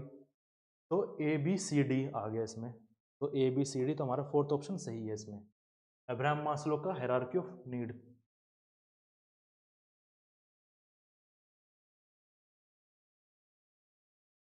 Theory of human motivation. अब क्वेश्चन है ये 29th। अब इसमें है ये कि इसमें बोला गया कि किस ऑर्गेनाइजेशन को नोबेल पीस प्राइज मिला था 2017 में। तो ये थी international campaign to abolish nuclear weapon, ICAN. ये एक एनजीओ है। ये कहता है कि सभी कंट्रीज को अपने न्यूक्लियर वेपन्स को अबोलिश कर देना चाहिए। हमें न्यूक्लियर वेपन्स की आवश्यकता ही क्या है? क्योंकि अगर हम बात को समझें तो हाँ, ये है भी कि न्यूक्लियर वेपन सच में मानवता के लिए खतरा है। एक भी न्यूक्लियर वेपन अगर विस्फोट होता है, ब्लास्ट होता है, तो एक सीरीज शुरू हो जाएगी। जैसे हम यूक्रेन और रशिया की वॉर में सबसे बड़ा खतरा क्या बना हुआ है? सबसे बड़ा खतरा यही बना हुआ है कि कहीं यूएसए, कहीं रशिया गुस्से में आकर या फिर किसी जल्दबाजी में आकर न्यूक्लियर वेपन का इस्तेमाल ना कर दे। क्योंकि एक बार न्यूक्लियर वेपन का इस्तेमाल होना शुरू हो गया तो फिर तो अब न्यूक्लियर वेपन का इस्तेमाल होगा, डिस्ट्रक्शन होगी और वर्ल्ड वॉर 3 शुरू हो जाएगी। तो ऐसा ना हो, इस वजह से ये एक एनजीओ है जो बात करता है कि सभी न्यूक्लियर वेपन्स को डिस्ट्रॉय कर देना चाहिए। इनको नोबेल पीस प्राइज मिला था 2017 में। अब हम बात करें इस नोबेल प्राइज़ की, तो 1901 में अल्फ्रेड नोबल ने नोबेल प्राइज़ को शुरू किया था। शुरुआत में 5 ही फील्ड थे, फिजिक्स, केमिस्ट्री, मेडिसिन, पीस और लिटरेचर। बाद में 1968 के बाद इकोनॉमिक्स को भी जोड़ दिया गया। अब आप ये देख पा रहे होंगे मेजर मेजर जो सारे फील्ड हैं वो तो आ गए, मैथ्स कहाँ पर है? तो मैथ्स अल्फ्रेड नोबल ने इंक्लूड नहीं किया था। उसके पीछे भी एक काफ़ी फनी कहानी है जो कभी और हम सुनेंगे। ठीक है, आगे बढ़ते हैं। 42nd कॉन्स्टिट्यूशनल अमेंडमेंट एक्ट पास किया गया था 1976 में। प्रियम्बल को अमेंड किया गया था। इसमें प्रियम्बल में 3 वर्ड जोड़े गए थे, सोशलिस्ट, सेकुलर और इंटीग्रिटी। इसको मिनी कॉन्स्टिट्यूशन के नाम से भी जाना जाता है। इमरजेंसी के दौरान ये आया था, इंदिरा गांधी जी के द्वारा लाया गया था। काफ़ी बड़े स्तर पर बदलाव किए गए थे और जो बेकार बदलाव थे, जो सही बदलाव नहीं थे, उनको 44th अमेंडमेंट एक्ट के तहत वापस भी ले लिया गया था। नेक्स्ट, अब इसमें आगे बात करी गई है under which article of the Indian constitution formation of finance commission is laid down. अब आर्टिकल 280 में फाइनेंस कमीशन की बात करी गई है। Formation of finance commission, article 281 recommendations of finance commission की बात करता है। 15th फाइनेंस कमीशन की अगर हम बात करें तो NK सिंह उसके चेयरमैन थे, जो कि 2020 से लेकर 2025 तक था उनका टेन्यूर। अब 16th फाइनेंस कमीशन को अपॉइंट कर दिया गया है, जिसके चेयरमैन है अरविंद प्रज्ञान करके है उनका नाम, अरविंद, जिनका होगा 1 अप्रैल 26 से लेकर 31 मार्च 31 तक। नेक्स्ट क्वेश्चन हम देखते हैं। ये अल जम्मू कश्मीर मुस्लिम कॉन्फ्रेंस वाज फॉर्म्ड इन 1932। अक्टूबर 1932 में फॉर्म हुई थी। ये जम्मू कश्मीर में एक कॉन्फ्रेंस है मुस्लिम्स की। इस कॉन्फ्रेंस ने 1947 में पाकिस्तान ने काफ़ी साथ दिया था जम्मू कश्मीर को हड़पाने में। खैर, आगे बढ़ते हैं हम।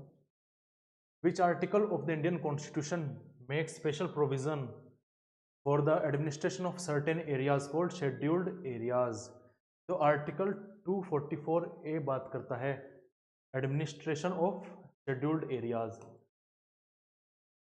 शेड्यूल 5 ऑफ इंडियन कॉन्स्टिट्यूशन भी बात करता है शेड्यूल्ड एरिया के एडमिनिस्ट्रेशन और कंट्रोल की। ठीक है, आगे बढ़ते हैं हम। In which year Swami Vivekananda founded the periodic Brahmavadin periodic इन्होंने फाउंड करी थी वेदांता को टीच करने के लिए। तो ये बात है 1895 की। 1895 में इन्होंने पीरियोडिक फॉर्म करी थी। और स्वामी विवेकानंद जी के बारे में हम कुछ फैक्ट्स जान लेते हैं। स्वामी विवेकानंद का जो वास्तविक नाम था वो था नरेंद्र नाथ दत्त। इनका जन्म 12 जनवरी 1863 में हुआ था और मृत्यु इनकी 1901 या फिर 1902 में हुई थी। ठीक है, अब हम ये भी जानते हैं 12 जनवरी को हम नेशनल यूथ डे बनाते हैं। नेशनल यूथ डे बनाते हैं और ये कब से शुरू हुआ? कि 1994 से बनाना शुरू किया गया। विवेकानंद जी ने राजयोग, जनन योग, कर्मयोग नाम की बुक लिखी हैं। 1893 में शिकागो में स्पीच देते हैं। इनके स्वामी रामकृष्ण जी थे। तो हम आगे बढ़ते हैं। अब यहाँ पर ये IR का क्वेश्चन है।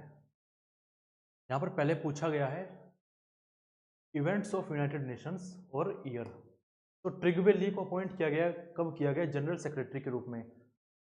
तो अधिकांश लोग जानते ही होंगे कि ट्रिगवे ली पहले UN सेक्रेटरी जनरल थे। तो 1946 में इनकी अपॉइंटमेंट हुई थी। कोफी एनन अपॉइंट किए गए थे सेक्रेटरी जनरल के रूप में 1997 में। UN पीस कीपर सेंड किए गए थे काइप्रस में, 64 की बात है।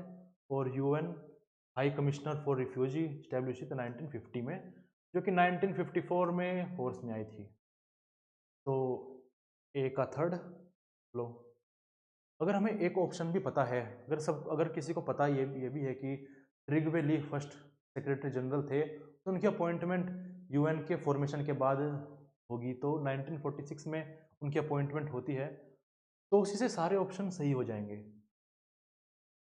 ठीक है, तो अब हम एडिशनल इंफॉर्मेशन के रूप में अब हम बात करते हैं कि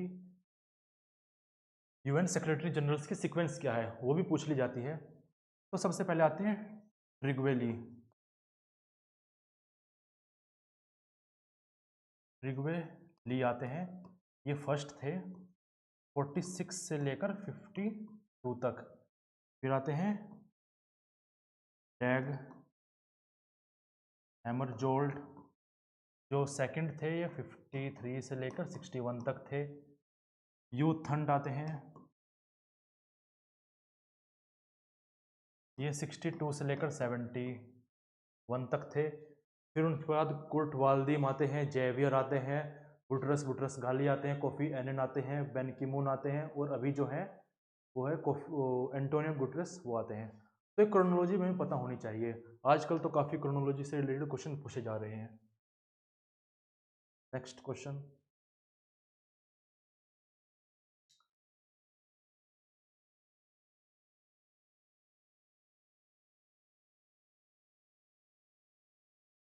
इसमें देखो, choose the incorrect answer related to the Indian constitution.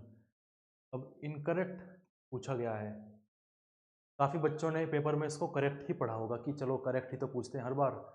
तो पहला है provisions related to Indian all India services mentioned in article 312।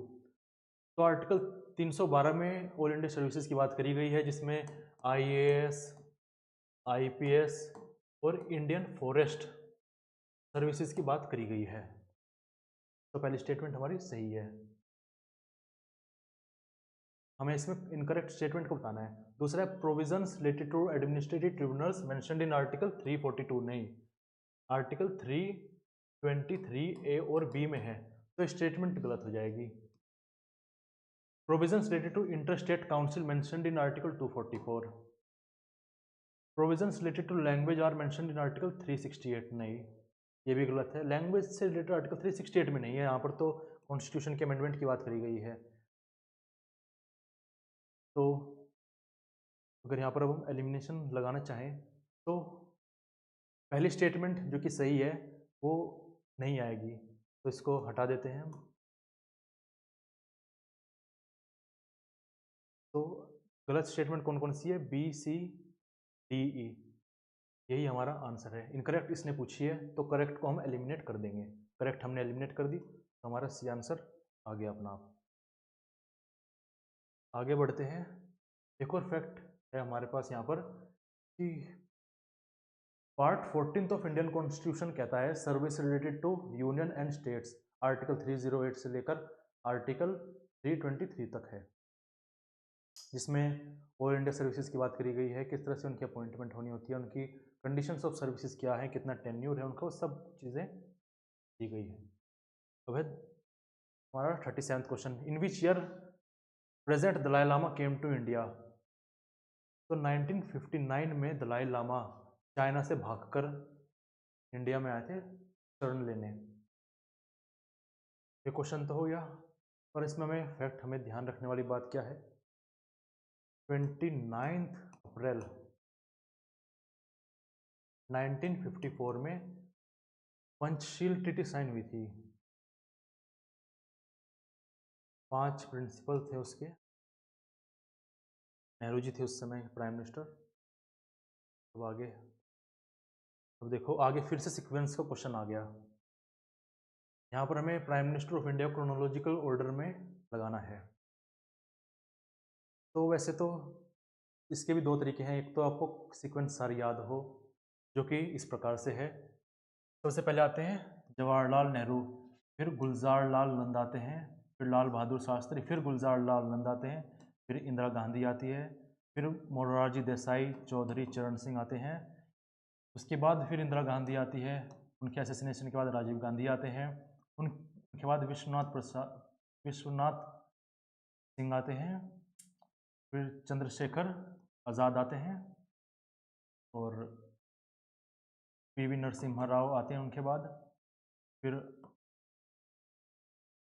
Atal ji आते हैं और देवगौड़ा आते हैं उनके बाद, फिर इंद्र कुमार गुजराल आते हैं, फिर अटल बिहारी वाजपेयी जी वापस आते हैं, फिर मनमोहन सिंह आते हैं, फिर मोदी जी आते हैं। तो ये तो है सीक्वेंस। तो इस सीक्वेंस के अकॉर्डिंग देखें तो इन सभी में सबसे पहले जो आए थे वो थे मोरारजी देसाई, चौधरी चरण सिंह जी, फिर उनके बाद विश्वनाथ प्रताप जी आए थे, चंद्रशेखर जी आए थे उनके बाद, और देवगौड़ा उनके बाद आए थे। तो EDCAB, EDCAB, तो ये हमारा ऑप्शन सही है। तो ऐसे हो तो आप सारी क्रोनोलॉजी को याद कर लीजिए, काफ़ी आसान है, कुछ टाइम रिवाइज करना पड़ेगा, क्रोनोलॉजी हम रिवाइज हो जाएगी। और अभी तो पैटर्न ये देखा जा रहा है कि इंडियन पॉलिटिकल सिस्टम से प्रेसिडेंट क्रोनोलॉजी पूछ ली जा रही है, स्पीकर्स क्रोनोलॉजी पूछ ली जा रही है, प्राइम मिनिस्टर की, इवन इलेक्शन कमिश्नर्स की, कितने सारे इलेक्शन कमिश्नर्स हैं, लगभग काफ़ी सारे इलेक्शन कमिश्नर, 25 से ज़्यादा इलेक्शन कमिश्नर्स हैं, उनकी भी क्रोनोलॉजी पूछी जा रही है। फिर हम आगे बढ़ते हैं। Who conceived the notion of linking pin model? अब ये भी काफ़ी नया होगा आपके लिए। तो लिंकिंग पिन मॉडल जो था ये रेनिन लिकार्ट ने दिया था। अब ये क्या है? ये कहते हैं कि किसी भी ऑर्गेनाइजेशन में जो मेंबर्स होते हैं वो लीडर का भी रोल निभाते हैं और मेंबर्स का भी रोल निभाते हैं। वो किस प्रकार से? मान लीजिए किसी भी ऑर्गेनाइजेशन की टॉप लीडरशिप है, इसके मेंबर यहाँ पर 3 हैं। अब ये जो मेंबर होंगे ये इससे नीचे के ग्रुप के लीडर होंगे।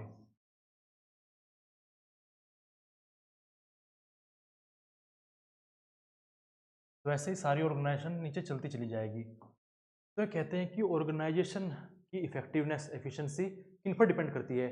ये जो लिंकिंग पिन है, जो लिंक कर रहे हैं, जो एक तरफ तो मेंबर का रोल निभा रहे हैं और एक तरफ ग्रुप लीडर का रोल निभा रहे हैं, तो इन पर डिपेंड करती है।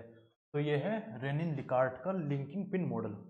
Elton Mayo human relation approach से जाने जाते हैं, फादर कहा जाता है उनको ह्यूमन रिलेशन अप्रोच का।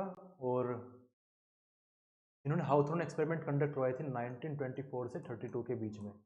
फ्रेडरिक्स इकोलॉजिकल अप्रोच के रूप में, Woodrow Wilson father of American public administration के रूप में जाने जाते हैं। 40th क्वेश्चन को देख लें। मूक नायक, मूक नायक किसने पब्लिश करी थी?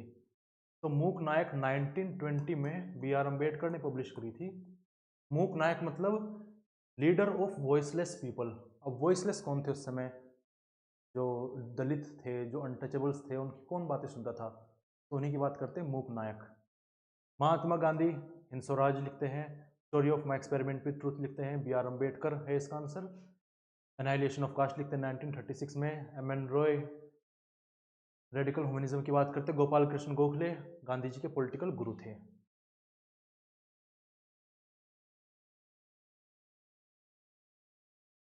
अब यहाँ पर फिर से शार्क का सेक्रेटरी जनरल्स की बात करी गई है, ये तो प्योरली फैक्चुअल क्वेश्चन है। अबुल एहसान जनवरी 16 1987 से लेकर अक्टूबर 15 1989 तक थे। यादव कांत सिलवार जनवरी 1 1994 से दिसंबर 31 1995 तक थे। और नीम हसन ये 96 से 98 तक थे। और शीलकांत शर्मा ये 2008 से लेकर 2011 तक थे। तो ये इसका ऑप्शन है। आगे हम बढ़ते हैं। In which year planning commission was converted into NITI Aayog? तो ये बात तो सभी जानते हैं कि 1 जनवरी 2015 को प्लानिंग कमीशन को कन्वर्ट कर दिया गया नीति आयोग में। नीति आयोग का फुल फॉर्म क्या है? नेशनल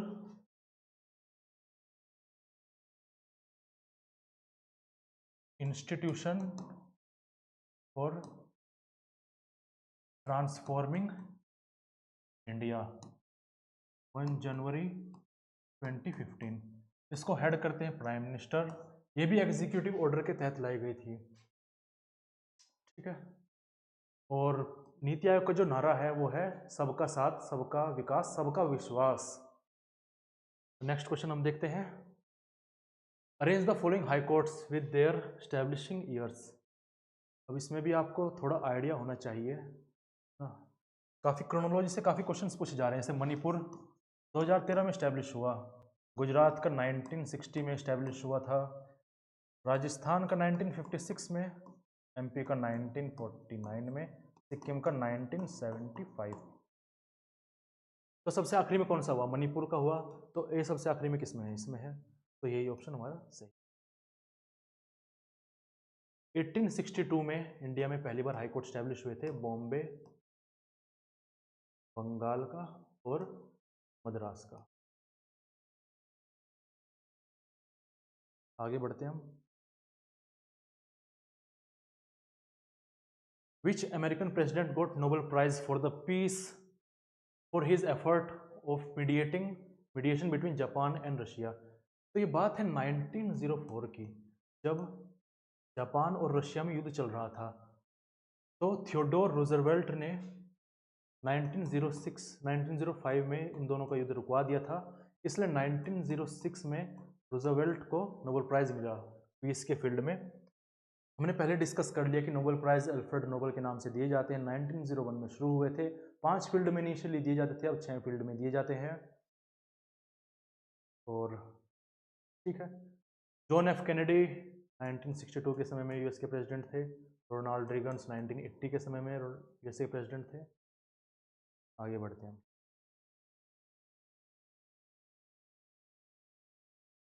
अब ये कुछ कानून हैं जो कि डीपीएसपी के तहत बनाए गए थे, directive principles of state policy.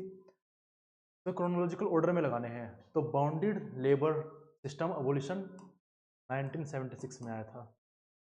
Trade union 1929 में आया था लगभग। Child labour prohibition and regulation act 1986 में आया था। मिनिमम वेज एक्ट 1948 और माइंस एक्ट 1952 में। तो इसके अकॉर्डिंग अब हम लगा सकते हैं। तो सबसे पहले कौन सा आया? सी आया। तो सी हमारा ये ऑप्शन सही हो सकता है और फोर्थ ऑप्शन सही हो सकता है। लेकिन उसके बाद है मिनिमम वेज एक्ट। तो सी के बाद ये सही होगा।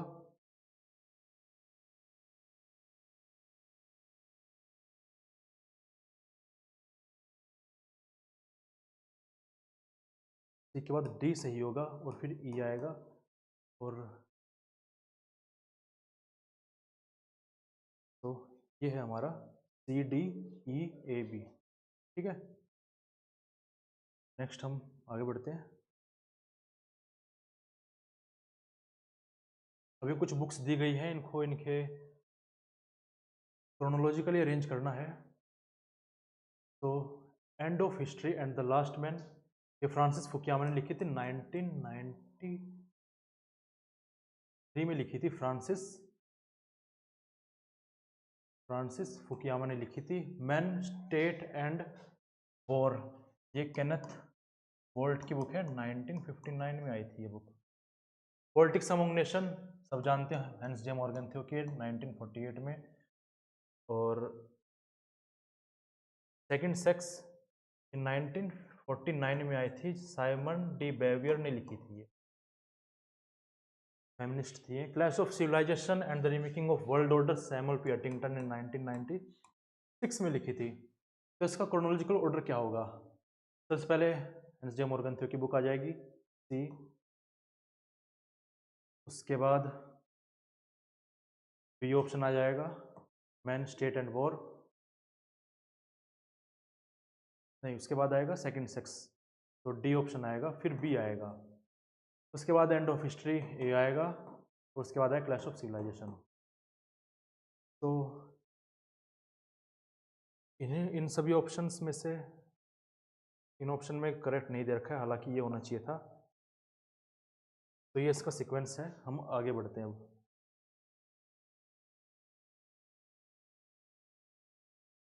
47वां क्वेश्चन, करेक्ट बताना है इसमें क्या है। Eighth SAARC summit held in New Delhi 1995 में, सही है। 1989 was designated as SAARC year of combating drugs abuse and drug trafficking, तो हमारा ए भी सही है, बी भी सही है। C, there was an assassination attempt on US president Barack Obama, ऐसा कोई ऑफिशियल रिकॉर्ड हमें देखने को मिलता नहीं है कि उन पर असैसिनेशन अटैक हुआ था। तो Bilawal Bhutto Zardari become prime minister of Pakistan 2024, ये तो जाहिर से गलत है, शहबाज शरीफ हैं। बाकी agreement on SAARC preferential trade agreement वो साइन इन अप्रैल 11 1993, तो ये स्टेटमेंट भी हमारी सही है। तो हमारी स्टेटमेंट कौन कौन सी सही है, ए, बी और ई, तो ये हमारा सही है। सार्क के हमने 2-3 क्वेश्चन अटेम्प्ट कर लिए हैं, तो बार बार सार्क को पूछा जा रहा है, तो हमें इसकी पता होना चाहिए कि ये 8 दिसंबर 1985 में इसको फॉर्म किया गया था। 8 मेंबर्स हैं हाल फिलहाल में, इसमें शुरुआत में 7 मेंबर्स थे। ट्रेड कोऑपरेशन और कंसेंसस बेस्ड डिसीजंस के लिए इसको बनाया गया था। 40th क्वेश्चन हम देख लेते हैं।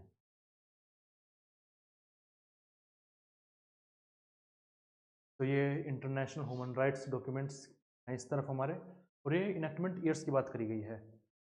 तो फर्स्ट है convention related to the status of refugee, ये 1950 में आया था, लेकिन 1954 में एनफोर्स किया गया था। डिक्लेरेशन ऑफ टॉर्चर 1975 में एनफोर्स किया गया था। Convention on rights of the child, ये 1990 में किया गया था, और charter of fundamental rights of the European union ये 2000 में आया था। तो लगा लीजिए इसके हिसाब से, ए का सेकंड इसमें है, बी का 1, सी का 3rd सही है, तो हमारा ये ऑप्शन। नेक्स्ट हम देखते हैं, अब यहाँ पर फिर से बुक्स का ध्यान होना चाहिए कि बुक्स कौन कौन सी है। हालांकि जो ये बुक्स पूछी गई हैं इनके डायरेक्ट पॉपुलर बुक तो हैं, लेकिन हर बार ये बुक नहीं पूछी जाती। तो हम देख लेते हैं, जॉर्ज सोरोस ने बुक लिखी थी ओपन सोसाइटी, पाउल क्रोंगमैन ने बुक लिखी थी द कंसाइंस ऑफ लिबरल, और हरमन डेले ने बुक लिखी थी फॉर द कॉमन गुड, और इमैनुअल वॉरस्टीन ने बुक लिखी थी डिक्लाइन ऑफ अमेरिकन पावर। तो ये बुक्स तो डायरेक्ट याद करने के इसमें तो कोई लॉजिक लगेगा नहीं, तो इस हिसाब से ये पहला ऑप्शन इसका सही है। तो हम आज की सीरीज का लास्ट क्वेश्चन देख लेते हैं, आज के लेक्चर का।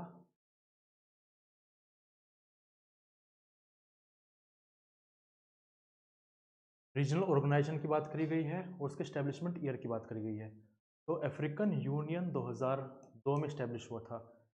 हम ये देखने की कोशिश करेंगे कि क्या एक ही फैक्ट से हमारा ये क्वेश्चन सही हो जाएगा या नहीं। जैसे हमने पहले भी देखा है कि एक फैक्ट हमें पता होना चाहिए सटीक, बिल्कुल उससे हमारे काफ़ी क्वेश्चंस हो जा रहे हैं। तो अफ्रीकन यूनियन 2002 में हुआ। तो अगर ए का 3rd देखें तो ए का 3rd, तो एक ही ऑप्शन में ए का 3rd दिया हुआ है। बाकी लैटिन अमेरिकन इंटीग्रेशन एसोसिएशन 1980 में आया था, और ईस्ट एशिया समिट हमारी 2005 में आई थी, और यूरेशियन इकोनॉमिक कम्युनिटी 2000 में। तो आज हमने 50 क्वेश्चन कंप्लीट किए हैं। आज के लेक्चर में यहीं तक था, और कल हम आगे के 50 क्वेश्चंस को डिस्कस करेंगे। इस प्रकार से हमारा जो सितंबर में पॉलिटिकल साइंस का पेपर हुआ था उसका सेकंड शिफ्ट का अब तक का आधा पेपर हमारा पूरा हो गया है। हमने देखा इसमें कि काफ़ी क्वेश्चंस तो एलिमिनेशन से ही हो जा रहे हैं। केवल अवेयरनेस रखनी है, हमें प्रेजेंस ऑफ माइंड रखना है क्वेश्चंस के प्रति, करेक्ट पूछा गया है या इनकरेक्ट पूछा गया है। और सीक्वेंसेस के हमने क्वेश्चंस देखे काफ़ी। तो आज के हमारे लेक्चर में इतना ही था। धन्यवाद।